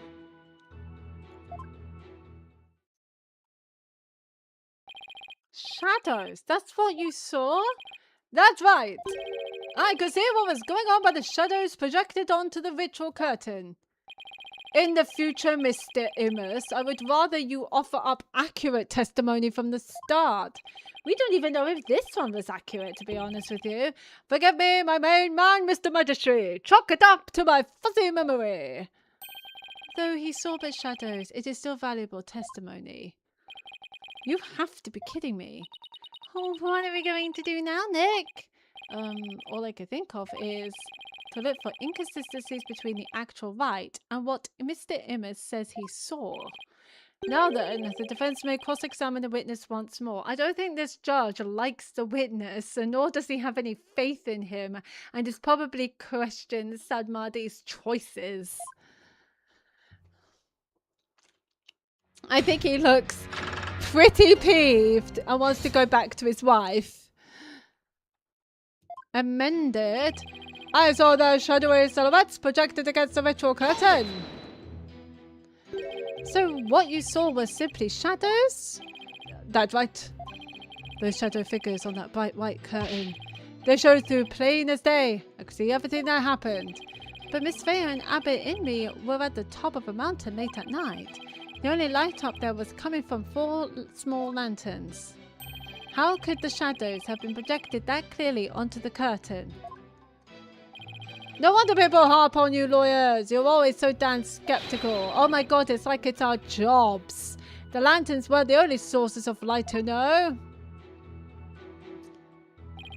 The figures were created by the light of the full moon on that clear and still night. I don't believe you. I do not believe there was a clear, still night. Let's have a look. Oh, that's secure. As planned, we give thanks. Nope. Nope. Cold front move in overnight. Doesn't say anything about the moon. No, nothing about the moon. The moon. Hold it! You claim to have seen shadowy figures that were projected onto the ritual curtain. But did you really see them, Mr. Immers? Of course I did! The bright moonlight projected them onto that curtain, clear as day. Hi, welcome, lovely. How you doing? Welcome. We're just doing a trial. A very weird trial. It was like watching a scene out of a horror movie from my front row seat on Mount Buddy. Long time no chat. Who has? How is things? How is your year going so far? I guess the moon does shine a bit brighter when you're way up there. But was there a moon? There must be a moon, actually. Let's have a look. Yeah, there was a full moon. Okay, well, we can't deny that. If there's a full moon, there's a full. Can't be too specific though. That's fair enough. That is fair enough. Well, I hope you're having a good year nonetheless. I hope things are well for you, Heiko. Welcome. It's been a lot to this year, but we're all getting through it. We're all getting through it, aren't we? Maya, do you recall how bright the moon was that night? I remember there weren't any clouds, and that the moon was definitely out. But I don't remember if it could cast any shadows. Okay, thanks. Okay. You can't deny that the moon was really bright, which means it's possible that it was bright enough to cause shadows to appear. Ah ha ha ha! I remember it just like it happened. Okay. She was just a shadow, but I could tell it was the accused reverse gripping that dagger. Hold it! Hang on. How do you know it was Miss Faye if all you saw was shadows? It was that little bun on top of that head. Didn't need to see her face. That distinctive bob's the dead giveaway. Never underestimate my keen sense of observation. Ha ha ha! Now that's one funny haircut.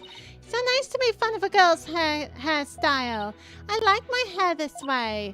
Besides, you're one to talk, you Sasquatch. You're not into this wild and manly look I'm sporting. Shows what you know, little girl. Ha ha ha ha. Isn't she 33? To be fair, she does look amazing. Nick, isn't there some kind of a crime you could charge him with? Idiocy? No, I can't say that. He has amnesia, but still, he's being very annoying. I'm afraid it doesn't work that way. Now he claims he only saw shadows? His testimony has sketchy written all over it. Then there must be an inconsistency in there somewhere. Yup. Yes, I gathered that, Maya. Thank you. Was he really watching everything from Mount Pony Pony? If so, then I should see how his testimony lines up with the conditions of the rite.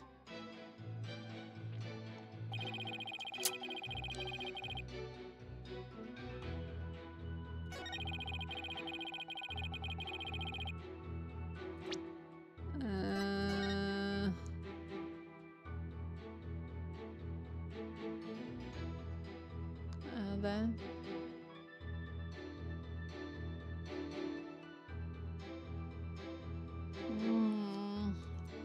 sacred flames to purify her souls. Oh, there's more. It's a 3-part ceremony held when the moon is directly over the summit of Mount Pony Pony. It begins with the transformation rite. In scripture, while a priestess adorns the robes of Lady Kira, which has been purified with incense. Next is a rite of water, which the priestess enters the spring dressed as Lady Kira, and the high priest purifies both Lady Kira and her dagger. The ceremony ends with the rite of fire, which the priestess circles the sacred flames to purify her soul. Close to 2 days later in noon time. Take a bath once a year. Must be nice to be her. Wow.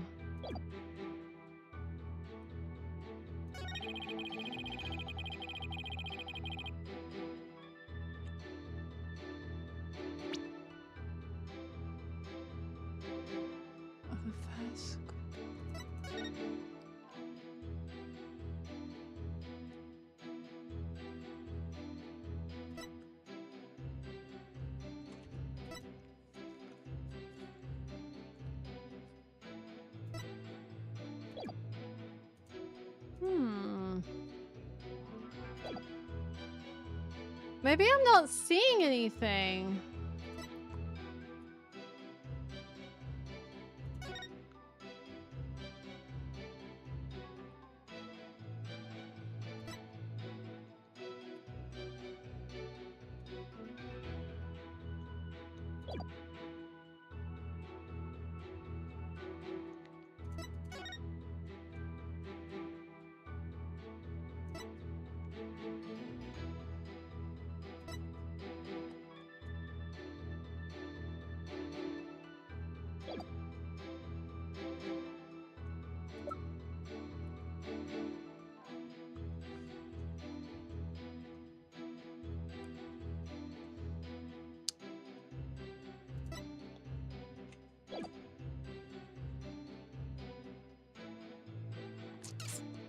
You can tell it was the accused, huh?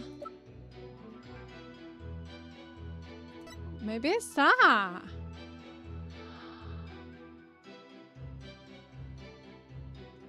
That's the reverse grip. Don't tell me he was seeing that. No.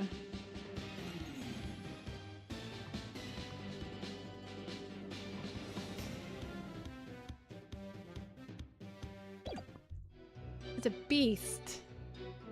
Objection! Oh, it was worth a shot, I suppose. But look, Blob.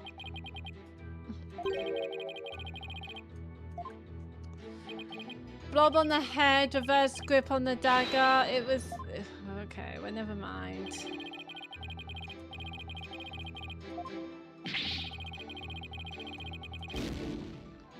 Maybe I have to show that later.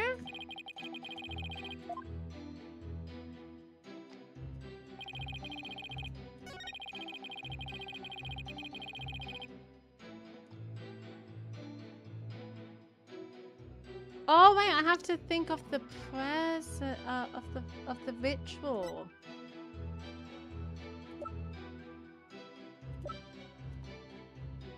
Objection!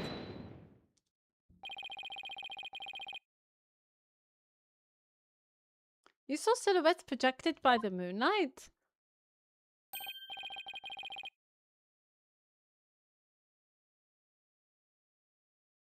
Sorry, I thought I heard something. Sorry, but that's just not possible.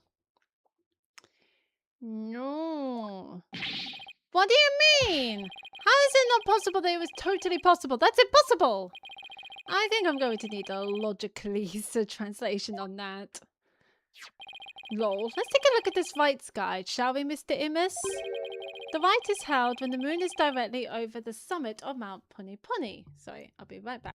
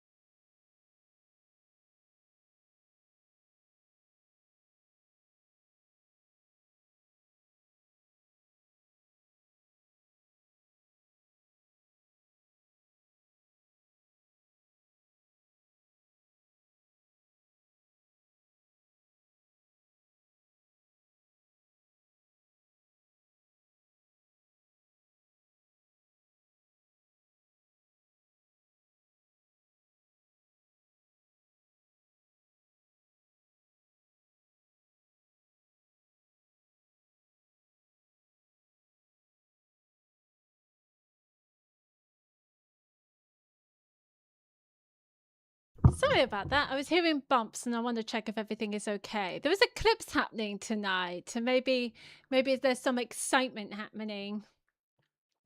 The rite is held when the moon is directly over the summit of Mount Punipuni. Oh, thank you so much for the lurk, Hiker. Greatly appreciate it. Oh, I do hope you're eating very delicious food, and I hope work is not too long for you. Hopefully you can get home. You can get home soon. But yes, do take care of yourself, lovely. Doot, doot, doot. So if the moon was shining from the west, any shadows would have been cast eastward. But Mr. Imus was standing to the west of the inner sanctum on Mount Punipuni. Holy Mother. That's right. Our witness here couldn't have seen any shadowy figures on that curtain. No way! Perhaps it was the sacred flames of the lanterns that cast the shadows he saw. I'm afraid not. I inspected them during my investigation, but the flames were too small to cast a crisp. Indistinct figures Mr. Imus claims to have seen. But I did see those silhouettes. Really? But how could he, Nick? Maybe he was someplace where they were visible? Wait, don't tell me. Oh, Your Majesty. If Mr. Imus really did see those shadows, it brings a brand new fact to light. And that would be... the brand new fact that comes to light if Mr. Imus really did see those shadows is... he was somewhere else. He wasn't where he claimed to be at the time of the murder. Doot, doot, doot. Oh, then where do you propose the witness was? Someplace where he could have seen the shadowy figures, and naturally... Wait! You mean... none of those mountains east of the inner sanctum are close enough for a good view. That leaves only one place he could have clearly seen the shadows from. And where might that be? The actual right mountain. This is where Mr. Imus was at the time of the murder.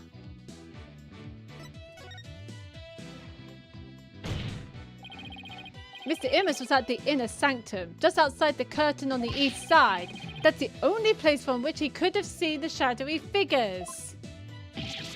Ah! Really? Wow, I didn't even think of that. Yes, I am so smart. But wasn't the inner sanctum off limits to all but the victims and the accused? And the third party who was there, you mean? I get the feeling that's a subject prosecutor Salmadi would rather not touch right now.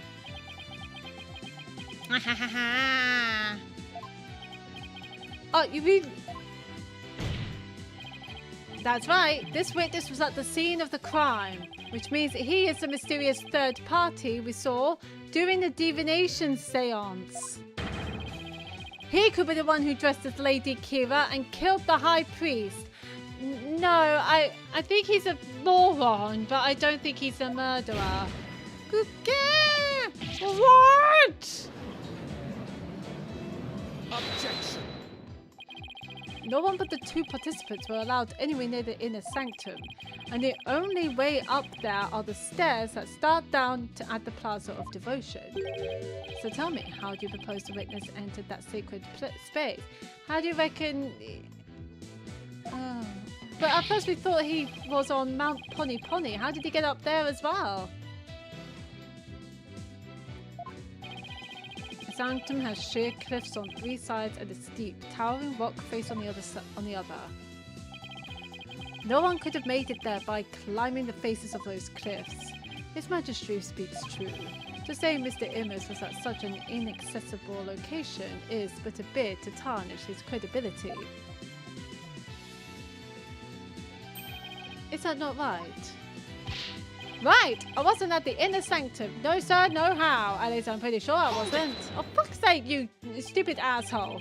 Then what about those silhouettes you claim to have seen? I'm starting to think I've been imagining things. What? This is insane! This is the worst witness I've ever cross-examined.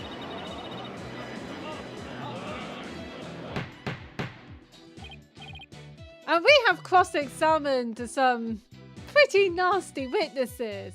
Peace, peace, I say. This is impossible. Unless I can show how he got to the inner sanctum. It just looks like I'm trying to slander Mr. Immers. He's slandering himself. He's a moron. I believe in you, Nick. Rah, rah, sis, boom, bah. Fight, fight, Phoenix, right? Ashido Shay. What's your problem, lady? Phoenix Wright is very trustworthy, I'll have you know.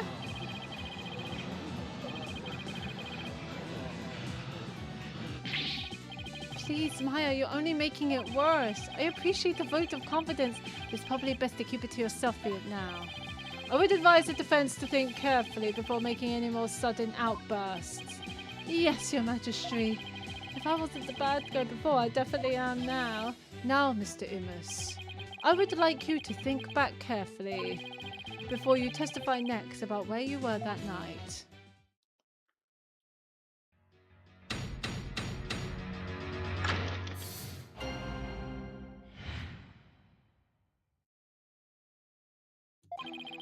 I was never at the inner sanctum, I tell ya. That much I'm sure of, even with a fuzzy memory. Besides, it would have been impossible to get there in the first place. Boy, you lawyers sure are scary. You're a fucking moron. I guess it might have been impossible for him to get to the inner sanctum like he claims. I will challenge that. Yes.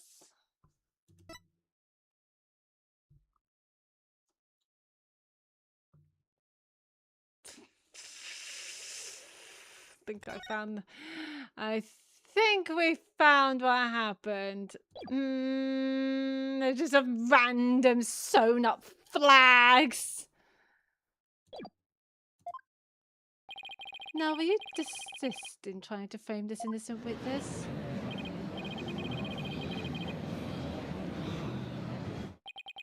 Mr. Wright, is it not time to end these cross-examinations?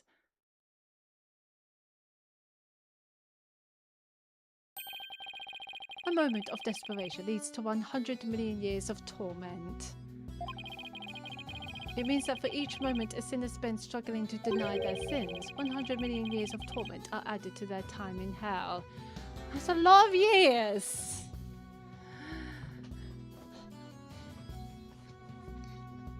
That is a lot of years. Kuinism is the strictest religion ever. It's also the most brutal religion ever. And just so you know, you've already accrued 200 million extra years. Oh, did your god tell you? Sure, what's another 200 million, give or take? Well, it's a big deal to me. I can't keep saying that the witness was there at the inner sanctum if I can't prove it. The point is, how am I going to do that?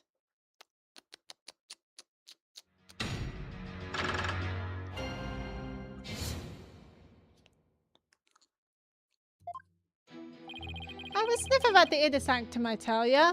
Well, you were, so let's not fuff about. Are you sure you weren't there? All I'm sure is that you're deeply skeptical. Hey, Mr. Prosecutor, all lawyers always like this. Most certainly. They always try to pin crimes on innocent witnesses without any proof whatsoever. I've given you proof! They are no better than bacteria or viruses. Joke's on you, there are some bacteria that are actually good and help strengthen the immune system, I think. I'm no scientist or biologist or a doctor, but I think that is true. There are some good bacteria so that helps the body fight against diseases, so fuck you. Yikes, you mean he's contagious? He's gonna give me lawyeritis. Yeah, maybe then you would actually be smart. Sorry. Okay, this is getting ridiculous. Oh, that was a close one. Almost put me there at the scene of the crime when I wasn't even there. That much I'm sure of, even with a fuzzy memory. Hold it! You just said your memory was fuzzy. I sure did. What's the big deal? I'll tell you what. Your testimony isn't very credible if your memory of the events is fuzzy. Oh, no worries there. My memory may be fuzzy, but I'm very clear on one thing. Here we go again. If you asked me whether or not I remember what I did that night, I'd say I do. In short, you are confident that your testimony is true. Is that correct, Mr. Imus? Exactly. Guess you don't get to be a judge for nothing. So in closing, I can clearly say that I was totally not there. Besides, it would have been impossible to get there in the first place. Ooh. Hi, Gloopy. Welcome. How are you doing, lovely? Me and my fiance are doing well. I'm glad to hear your cats are doing well, lovely.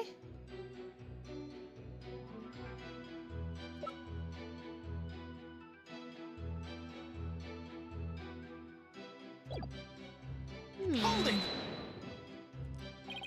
Wonder if it really was impossible for you to get to the inner sanctum. If you have something to say, just say it. Couldn't there have been another way to get there? A way that wouldn't attract attention? No, there isn't. Which means there is. Perhaps the defense would share its theory with us. I don't even have a wild guess, let alone a theory, though. Time to reach into my bag of bluffs. To reach the inner sanctum without attracting any attention.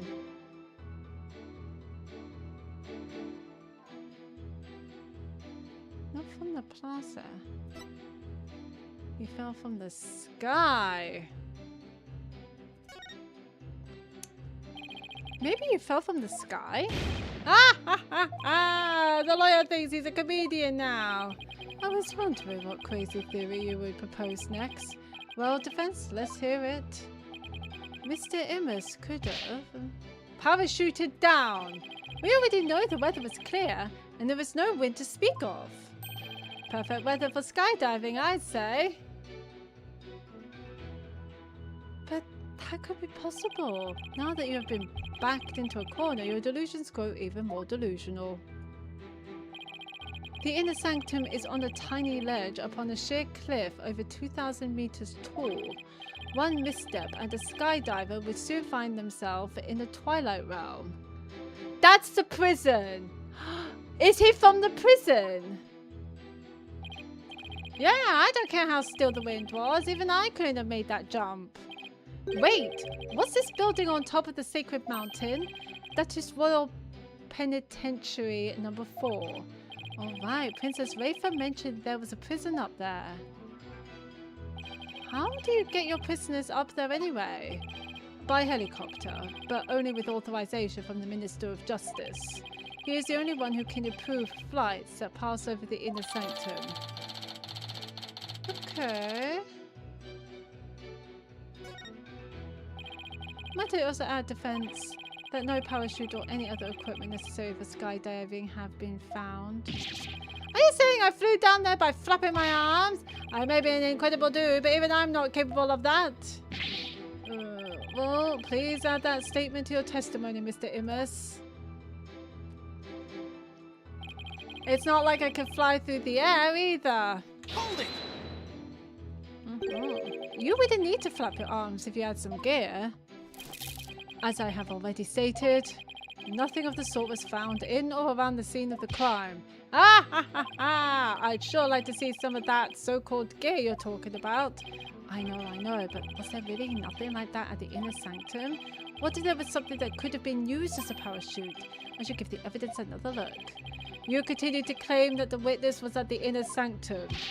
Yet said claim shall remain but a claim without any supporting evidence, Mr. Wright. Yes, I realize that, Your Majesty. If I can't find any inconsistencies, I guess I can always try to elicit some more testimony. I know what to do.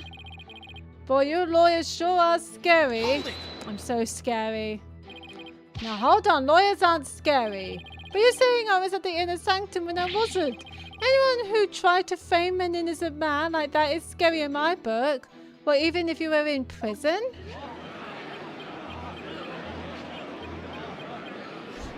Phoenix's face. He's definitely fed up with this shit. I'm not trying to set anyone up. I'm going to provide evidence and explain exactly how it was done. The gallery speaks true. No, they're just... I don't know what they are. They know the depth of a lawyer's sin and the poverty of his virtue. Well, just providing truth. There may be some bad apples, but we're not all like that, you know. Don't worry, Nick. I'll still root for you, no matter how morally bankrupt you become. Thanks a bunch, Maya. Ah ha ha ha! Couldn't get there? I don't see a way out of this. Yeah, these kinds of debates only get worse if you argue them the wrong way. I'll have to find some conclusive testimony out of him and then present some evidence. Like when you're trying to catch frogs from a pond. Once you've got a grip on one, you better hold on tight. Right, something like that. Oh, good old Maya. We miss you, Maya. Okay, so we know what testimony to go for, which is this one. And I think he used this as a parachute. Wrong one. Objection! Mr. Immus is right. He couldn't have skydived down there without any gear. Well, now finally come around, have ya? Now you see that I couldn't have possibly been there at the inner sanctum. Right. If you didn't have any gear, that is. What on earth are you talking about? That overreaction is a dead giveaway that I'm on the right track. Take a look at this piece of evidence. Those are prayer flags, are they not? Yes, but they have been sewn together to create one big banner. A banner that could also function like a parachute. Oh, good God. The people of Korean are so used to seeing prayer flags that the police didn't even think twice about these flags during their investigation. No, this cannot be. The witness landed at the inner sanctum by using these prayer flags as a parachute. Is that not right, Mr. Immus? There's no way out. I'm surrounded. Oh, so that means it's true. Mr. Immus? Oh, this talk's jogged my memory. I guess I was there at the inner sanctum after all. Jesus Christ. Grrr. Well done, you got one hell of a witness, my dude. As I suspected, there were 3 people there that night. You did it, Nick. You weren't wrong after all. Thanks. Thanks for having faith in me, Maya. Mr. Imus, you were the one disguised as Lady Kira that night, weren't you? What? No way, no how. It's like this. Oh yeah. I was only there at the inner sanctum by accident. By accident. Exactly. And that thing's not a parachute. It's a homemade paraglider. A paraglider? Are you telling me you could fly using that patchwork mess of material? It may not look like much, but it's as sturdy as can be. I would like to see you use it, please. You go on ahead, jump from that prison with that paraglider, and let's see you soar or fall. I rode the wind like an eagle. There was no wind. We've already established this. Going higher and higher from my earthly launching point. Oh no, wait, there was a bit of wind. But then something happened that forced me to land at the inner sanctum. So you just happened to land there. You expect me to believe that? No, please calm yourself, Mr. Wright. However, the fact that the witness was at the inner sanctum is crucial testimony indeed, and it certainly warrants further explication. Therefore, let's continue with more testimony. Okay. Judge, you're being very cool now. We started to like you. I don't like him, though. He's being really annoying. That evening, I was enjoying a trek through the night sky with my homemade paraglider. But just as Mount Pony was drawing near, something terrible happened. An accident forced me to make an emergency landing at the inner sanctum. As I landed, I banged my head, causing me to lose my memory. So you see, I ended up at the inner sanctum purely by accident.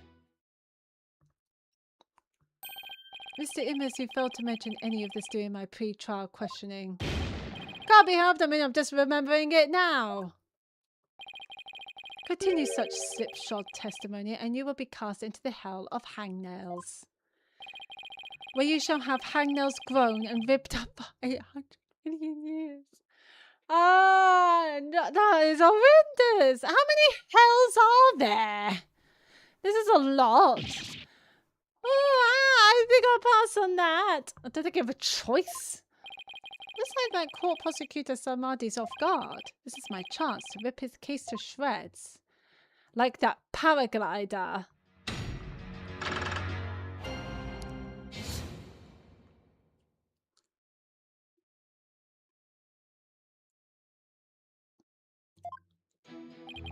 That evening, I was enjoying a trek through the night sky with my homemade paraglider. Can we establish that this is he's probably from prison? Hold it! You were enjoying a trek through the night sky with your homemade paraglider. You didn't go to pray? A devout Kuranus like me can pray anywhere, even while flying through the sky. He's the prisoner, isn't he? But I won't recommend you try it. You're bound to end up dead. Ha ha ha ha! Because that's a whole fuck ton of hair. A paraglider? I didn't see anything like that.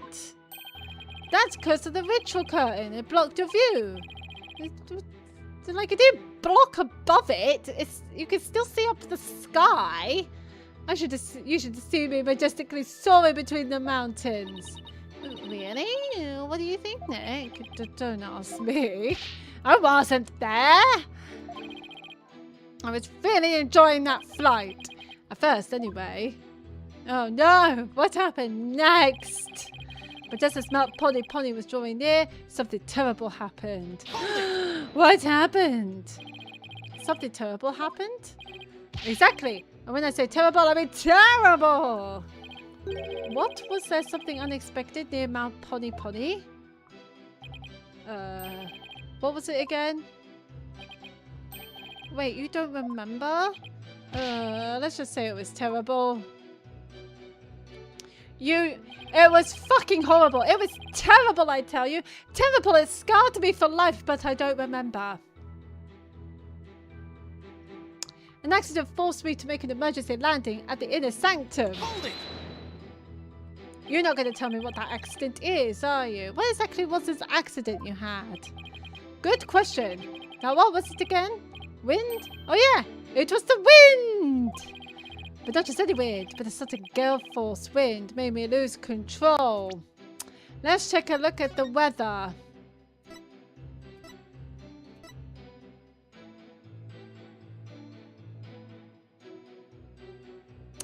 It did say there will be a cold front moving overnight. So, The wind was strong enough to make you lose control? You got that right. Okay then, please add that to your testimony. Gale force winds came out of nowhere, so I made an emergency landing at the sanctum. Hold it! Had the wind been blowing the whole time around the mountains? Yep, just the right amount of wind for paragliding. So that sudden gale force wind was a real shocker. I see, so a decent wind had been blowing until then. I don't believe it for a fucking second. Right, a paraglider's not much use without a decent wind. Okay, what does cold front mean?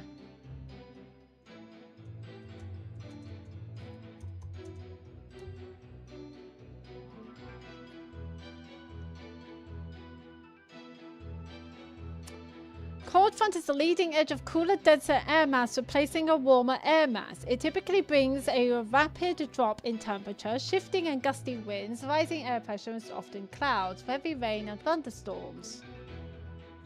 Okay, so the air moves around. Cool, we got that.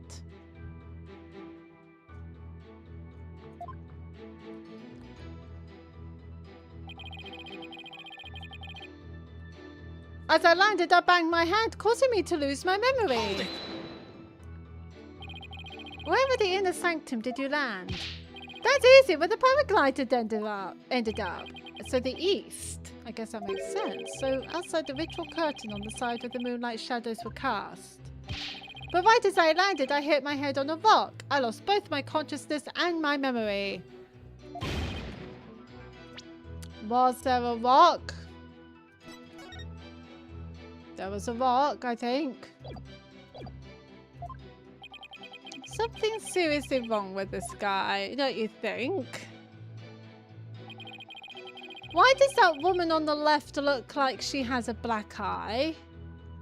I'm pretty sure that's a shading issue. So you see, I ended up at the inner sanctum purely by accident. Hold it! You're lucky to be alive after an accident like that.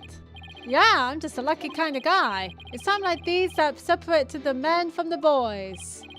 Wow, I'd say you were incredibly lucky. Almost miraculously so. If you got something to say, just say it. Alright, Mr. Imus. It wasn't an accident, was it? You landed at the inner sanctum on purpose. What the? No, it was an accident, I'm telling ya. You don't even have any proof, so stop making things up about me. His testimony is like a moving target. Okay, Nick. Time for some evidence. You know, really grab him by the scruff of his neck. One thing at a time, Maya. First, I have to find an inconsistency. But where there is constantly changing testimony, there are bound to be discrepancies and other issues.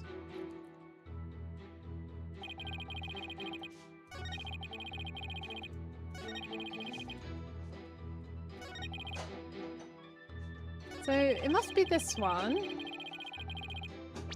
Let's try the newspaper with the weather description first. Objection!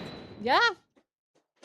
I've been saying newspaper with the weather description this whole time. Oh my god! I've been saying that. I've been saying you should do newspaper with weather description. But do you ever listen to me? Yeah. Maybe you should just play Ace Attorney.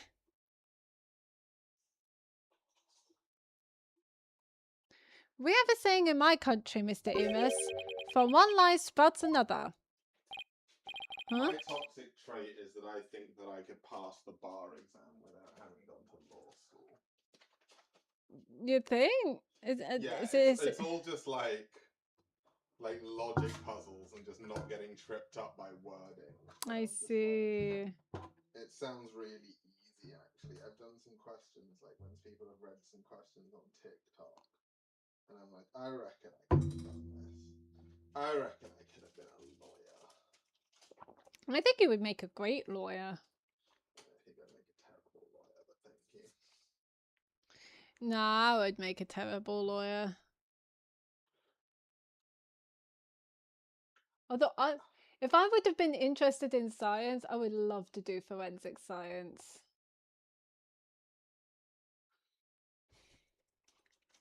Anyway, I'll be right back.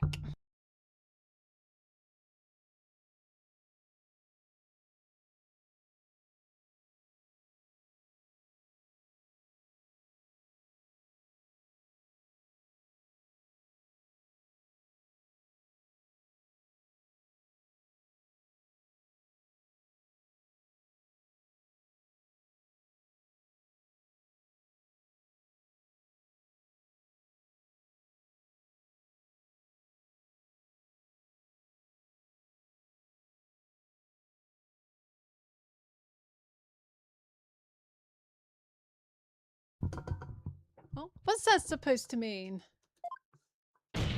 Boom. It means someone caught lying will lie again in an attempt to conceal their first lie. That's a whole lot of lies. There's no crying aloud in the courtroom. Hi, Charlotte. Welcome, welcome. We'll say that to the witness. He's been doing a lot of crying. He's been crying wolf all throughout the courtroom. In other words, this current testimony is just a blatant lie you're telling to cover your tracks. What did you just say? I think he's the prisoner. I'm going to bed. You go to bed. Night. Well, I might lie in bed a little bit. I watch some TikTok. That sounds good. Love you. Love you too. What did you just say? You claimed Gelforce winds caused you to lose control.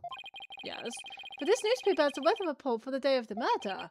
It says, the area around the inner sanctum will enjoy calm, clear skies today. Why, I do believe it does say that.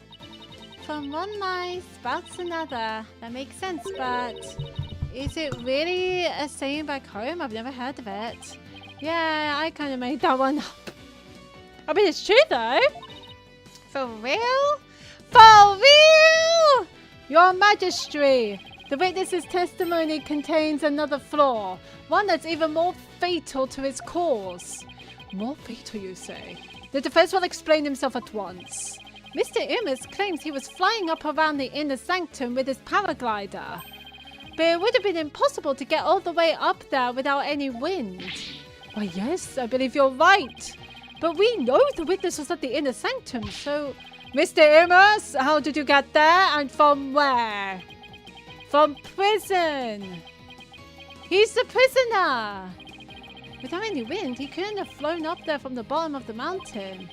By a process of elimination, the only starting point that makes any sense is... Your Majesty, I believe I have the answer to your question. To reach the inner sanctum, Mr. Imus must have launched himself from here.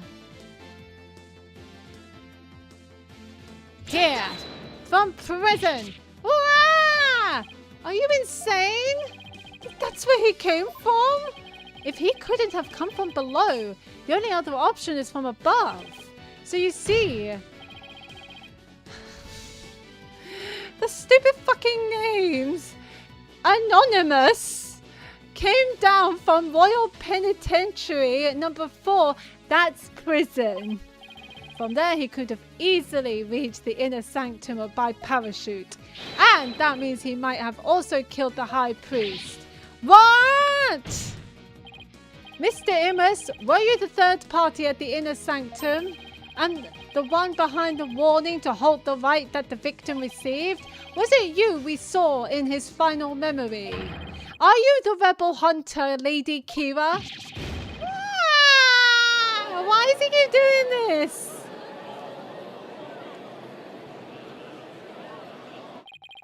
Hey, Mr. Prosecutor, sir, help me out here.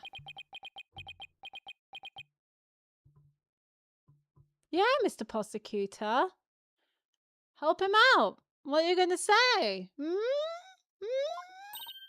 You did it! You finally left him speechless. Yeah, that's not a good sign. When he's speechless, he's thinking. You don't want him to think. Oh, come on, Mr. Prosecutor Man. Quiet, you fool. You should use this time to prepare yourself for what is to come. For fate far worse than hangnail hell awaits you now. Well, what's fucking worse than hangnail hell? Samadhi, fucking hell. Well done, defense. I must concede this point to you. The witness did, in fact, descend to the inner sanctum from Royal Penitentiary number 4. Huh? He didn't even put up a fight this time. I mean, why would he want to defend a prisoner? A prisoner that could potentially be dangerous and murder a very respected man, you know? So it's like, there's just no point now. He did an awful thing. That's awfully generous of him. I don't think it's generosity. I think it's just honor at this point. But if you are as perceptive as you seem, then surely you've already figured out the riddle. The riddle of Anonymous's true identity. Yep, I figured it out. Oh, his true identity. No, Phoenix, you come this far. I know it. I'm stupid. I figured it out. Come on, Phoenix. Think. Who would be in prison? Who was in prison? A prisoner? An ex-prisoner? Maybe this prisoner?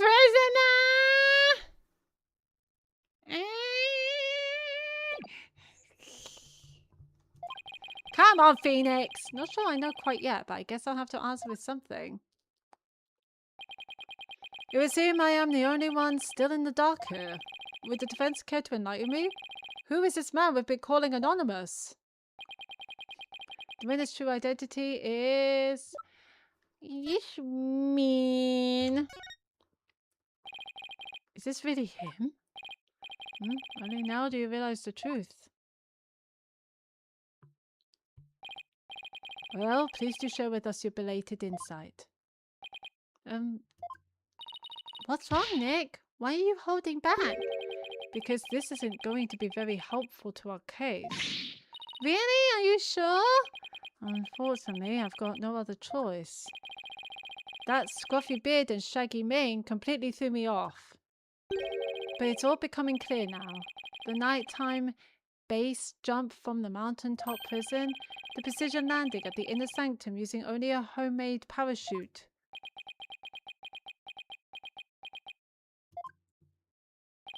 Only a paratrooper, or more precisely a former paratrooper, could have pulled that off. This witness is... That's Erebal? Erebal? That's our ball. That's our ball. That's a bell. I know that's a pun, I'm just not pronouncing it correctly.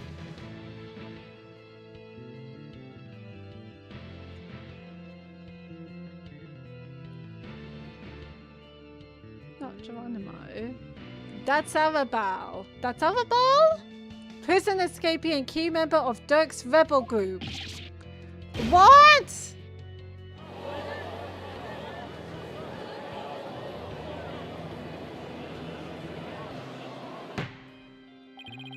The witness is an escaped prisoner? Precisely. The police have been scouring every corner of the city to no avail. Meanwhile, here he was under our noses the entire time. Do you think anyone would see through my clever disguise? It wasn't even clever. But the witness's charade is not all that has been shattered, is it, defense? Boy, do I hate this guy. You're not the only one. He's a dick. Please recall the defense's own words. Whoever sent it clearly meant to threaten the high priest. The letter said, do not perform the rite. But the rite went on as scheduled. I believe that is why the high priest was murdered. Who do you suppose sent that letter? A person with something to hide. The rebel hunter disguised as Lady Kira herself. He claimed that the real killer was the rebel hunter disguised as Lady Kira. Yeah, what's your point? What of the witness's true identity? Only a paratrooper, or more precisely, a former paratrooper, could have pulled that off. That means it doesn't help at all. He was only there as a witness. This witness is That's Arabal, prison escapee and key member of Dirk's rebel group. Oh no. He is a rebel and an escaped prisoner. He could not possibly have been Lady Kira, mortal enemy of the rebels. No!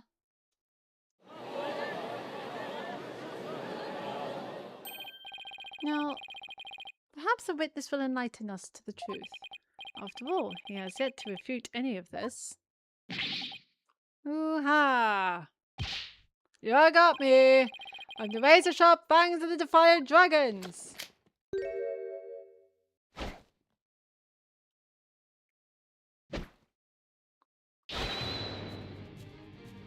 That's Arabal!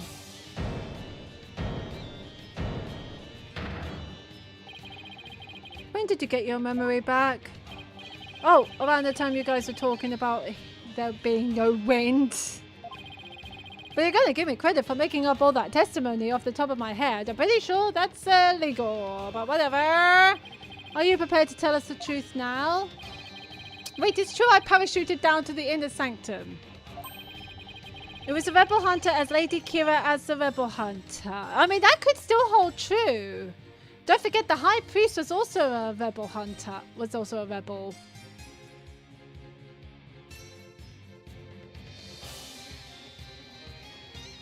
But bam. It would still make sense that the rebel would be Lady Kira. Maybe there's like a grudge somewhere that we haven't figured it out.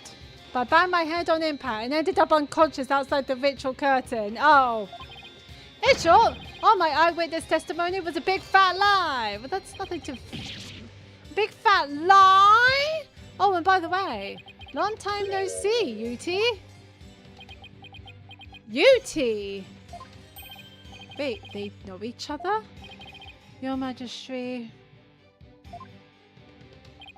This filthy rebel belongs in a jail cell.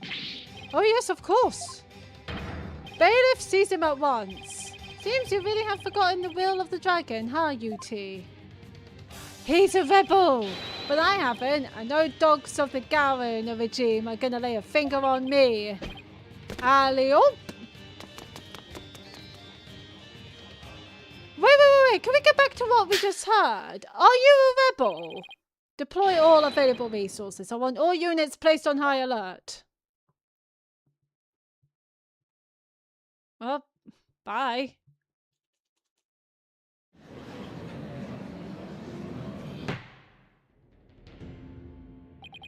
The escaped prisoner escaped again. The police force has been placed on high alert. He will be caught before long. An escaped prisoner who's escaped the law again after giving a ton of false testimony. Talk about a troublemaker. Yeah, no shit. He really pulled a number on all of us. What was the point of all that anyway? Well, I can't help but feel that entire episode was an enormous waste of time. Your Majesty. Perhaps it was not as great of a waste as you might believe. What makes you say that, Prosecutor Samadhi? That's Arabal dropped something as he made his escape from these halls.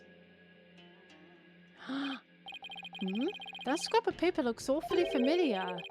These appear to be direct orders from Dirk. From Dirk, the rebel leader? Oh, but we only have a small corner of it. Wait, I remember now. Your Majesty, I've seen that scrap of paper before. You have? The scrap of paper that Arabal dropped is part of this one. Yeah. Take that! And this is...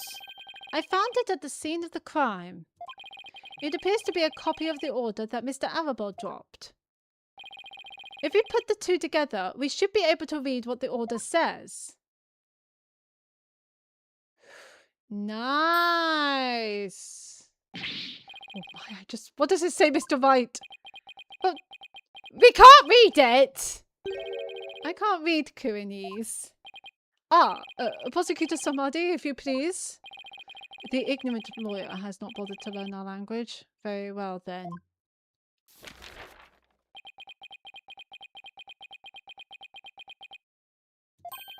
I do not understand. Well, what does it say? Using the lamplights as a landmark, he was to parachute down to the inner sanctum. Upon the rite's completion, he was to don Lady Kira's robes and make his escape. What?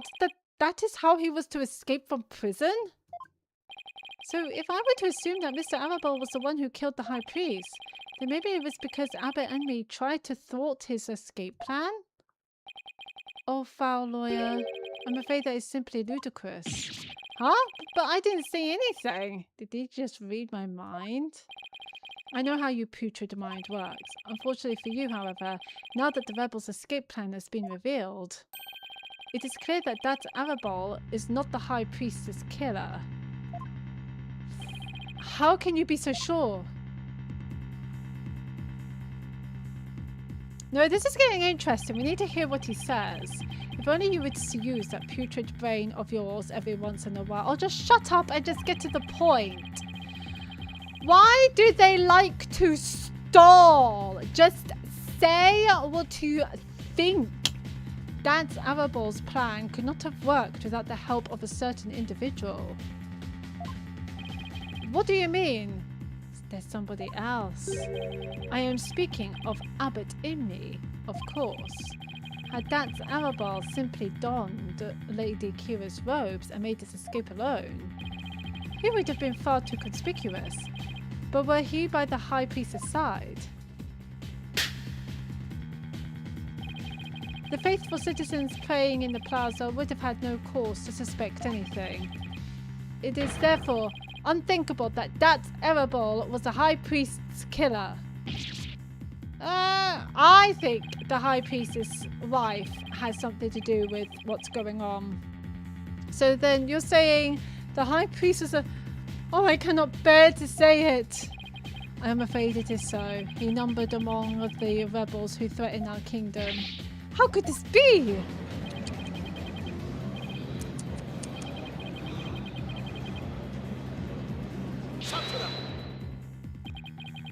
Oof. Let it go and move on. Accept the truth, it is the only way. And that goes double for you, defense. But it's still not been... We still haven't figured out who the murderer is. And that goes... Cease your futile battle now. And why should I? Because I will now put the final nail in the coffin of the accused. Now that we have eliminated that Arabelle from our list of suspects, there's only one person that still remains. The accused, Maya Fey. Hold it! Hold it! No.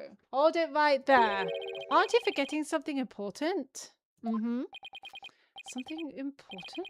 Please do explain, defense. We can't end this trial without looking into...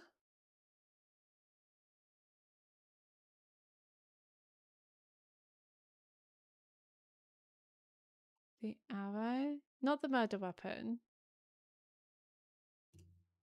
The arrow? What about the arrow that was fired into the high priestess house? It was simply a means to deliver the warning letter to the victim. That's more or less the same conclusion we came to yesterday. You know, I guess you're right. Oh, that was a fail. And that was my last fail. Rude. Oh, we're going to have to autoplay that.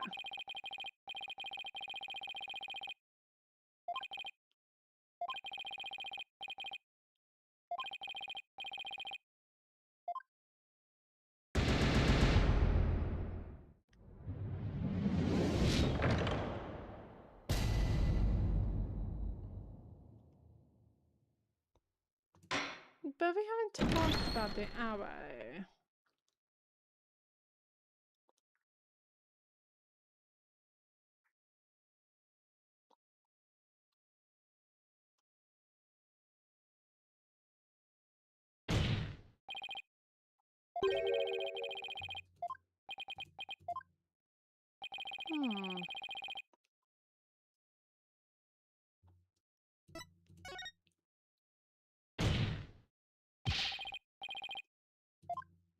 You haven't found it yet. What does it matter if it has been found or not? The fact remains that the victim was killed with it by the accused. I also failed to see how that would be important, Mr. Wright. This, however... Oh, but so it is about the third party.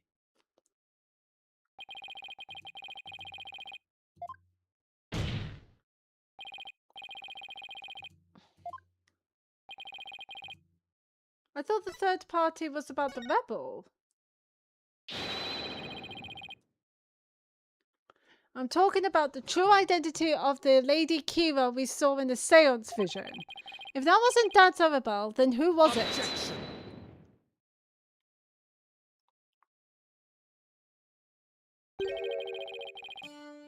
No worries, Jaden. That matter has already been resolved. It has? What's he talking about? It is as I have maintained from the start. There was no third party in the seance vision. There was. But there was another Lady Kira there besides the Maya Fey. We all saw her. What the? I can't do my finger point. That's rude. We love the finger point.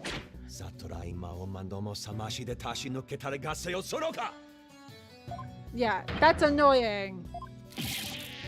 Ah! It is time to let it go and move on. Your fate has already been sealed, much like your arm. This hardly seems fair. It is quite simple once you consider where the victim and the accused were at the time. If the victim was near the spring with his back to the accused, what would he see ahead? Besides, the water itself, there is nothing but the wall-barred statue. Which is a bird, precisely. The Lady Kira we saw in the seance is the wall-barred statue draped in her sacred robes. No way! Oh yes, that's true. The accused wanted the false Lady Kira to appear in the seance vision. Before she came from behind and stabbed the victim with a dagger in the reverse grip. But why would the accused want to do something like create a false Lady Kira? To show it to the victim as he was being slain. And what reason would the accused have to fool the victim she was about to kill? It was not the victim she was trying to fool. Who? It was this very court itself.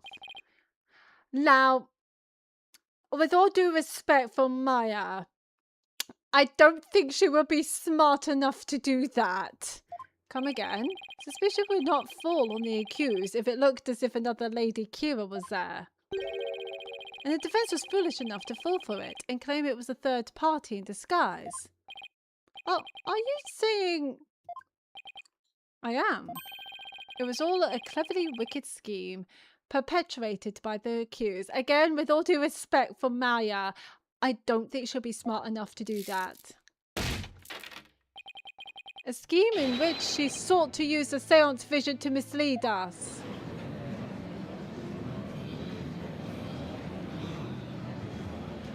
Can he provide evidence to show that? This can't be happening. What a face you are making, defense. I'm surprised you are taking this so hard. After all, did I not clearly state a while back that you were chasing after naught but a deluded fantasy? Something has occurred to me, you see. He is so annoying, I hate him so much. And your allegations of a third party are but a deluded fantasy. You were telling me he knew this is how it would turn out all the way back then? And that he was just waiting for the most effective moment to spring it on me? Yep. Do you understand now? Yes, that you love to stall and make this longer than it needs to be. Because you're a show-off. I have had you dancing in the palm of my hand this entire time. It can't be. This is an outrage. You took our royal priestess's sacred divination seance and used it to commit this most foul and despicable murder? No, I did nothing of the sort. Maya. Nick, it's not true. I didn't. Cease this ugly display. Your fate is sealed now that the facts have been exposed. What facts? You haven't provided any. Your Majesty, the time has come to convict this criminal who only seeks to take the sacred hall. Indeed, it seems this trial is over. Hold it! Does the defense wish to offer up yet another counter-argument or something? The accused is not the killer. And here's why. No, I've got nothing. It would appear that the defense has run out of arguments to make. I thought for sure that the rebel was the killer. And a person with a possible motive. The one dressed as Lady Kira has vanished. And I've got nothing to use against Prosecutor Sanmadi's argument. We gotta do something. Damn it, I can't lose now, not like this. Very well then, I shall now render my verdict. Wait! Please wait, I'm begging you. It is time to let it go and move on. This trial need not be drawn out any longer. The defense has failed to counter the charge filed by the prosecution. In accordance with the law, I invoke the Defense Culpability Act against the defense. This is where Emma comes in. Now then, this court finds the accused Maya Fey and the defense Phoenix Wright.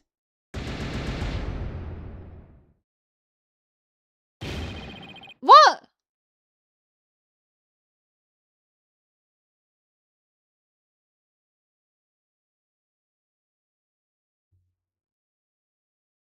What? Your Majesty, please forgive the interruption, but... What is the meaning of this? A body has been found. In the Plaza of Devotion, Your Majesty. What's this? A body? What happened now?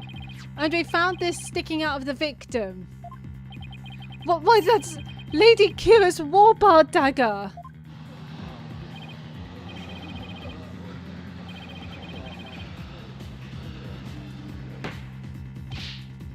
Peace! Well, it would seem the dagger that was once lost has now been found. I have one more thing to report, Prosecutor Samadi. Yes? This dagger...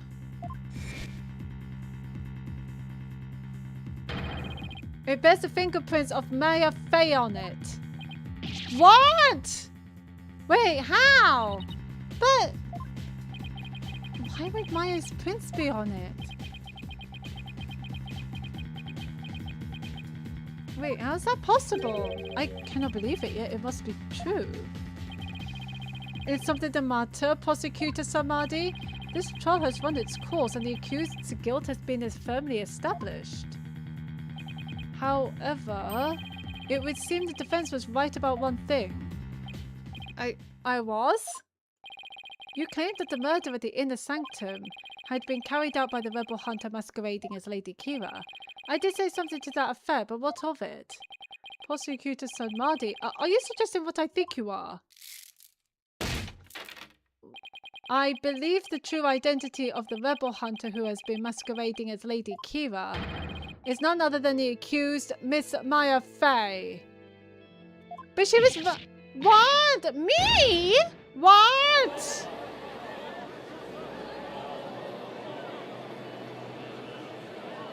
Again, with all due respect to I realise how shocking this must seem.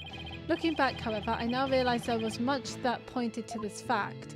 Wait, hang on a second. We don't know whose body it was. The rebel hunting Lady Kira was first sighted about 2 years ago, and the accused first came to our kingdom 2 years ago as well. Oh, the timing matches perfectly. But there is one more. That warning letter was found in the High Priest's bedroom 3 days before the rite.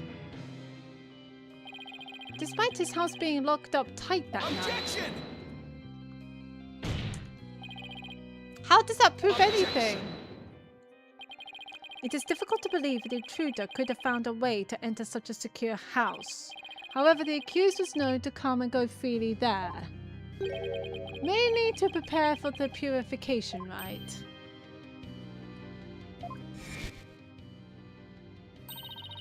Abbot Inmi was an important figure with a ton of duties, including training acolytes. He was really kind, even to a foreigner like me. He even invited me over to his house whenever I was between training sessions. Wow.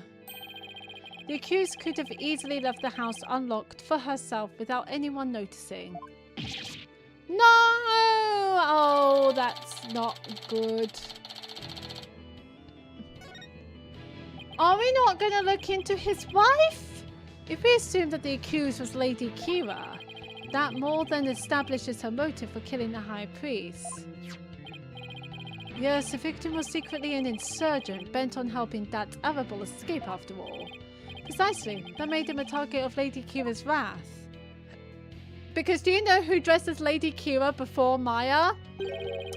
The High Priestess' wife, who has a baby recently, I believe, and after killing the High Priest, she then unleashed her divine justice on another rebel. So it seems the scope of this case has expanded. We now have 2 murders perpetrated by Miss Maya Fey masquerading as Lady Kira.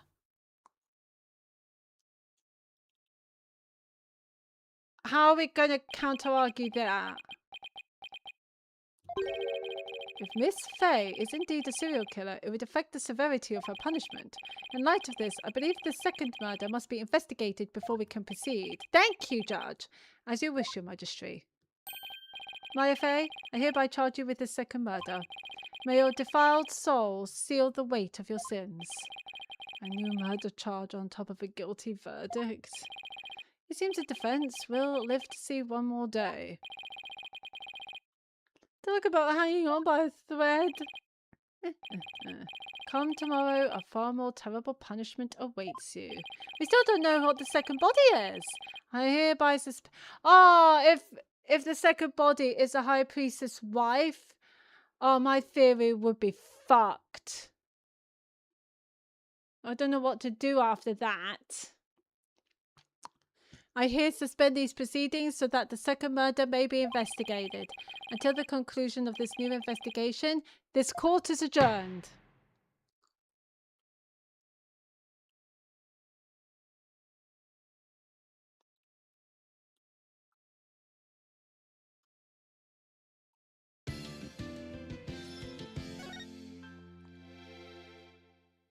We shall overwrite that. And that is gonna be it from me, I think. That was a lot.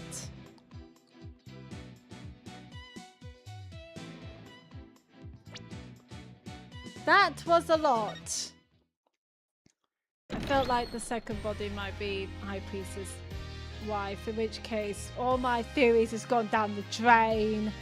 But anyway, we're gonna leave it here. Thank you so much for joining me in my stream. It's a pleasure to have you guys here. So for the next, I won't be streaming for the rest of the week because I will be very busy. I will either be doing a bit of overtime tomorrow or be packing ready to be away for the weekend. I will be with my dad for the weekend, so that is what's happening. So I won't be streaming for the rest of the week, but I will be back sometime next week for some more Mouse PI for Hire, Ace Attorney, Black Flag, all sorts, lovelies. You have a good night as well, Charla. Thank you for coming by and saying hi. Let me just look at Twitch to see who's available to stream.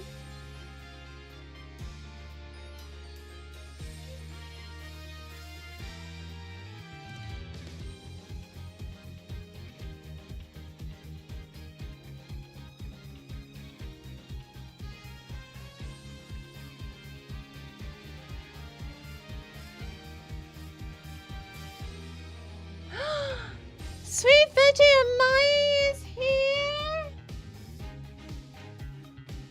Yay!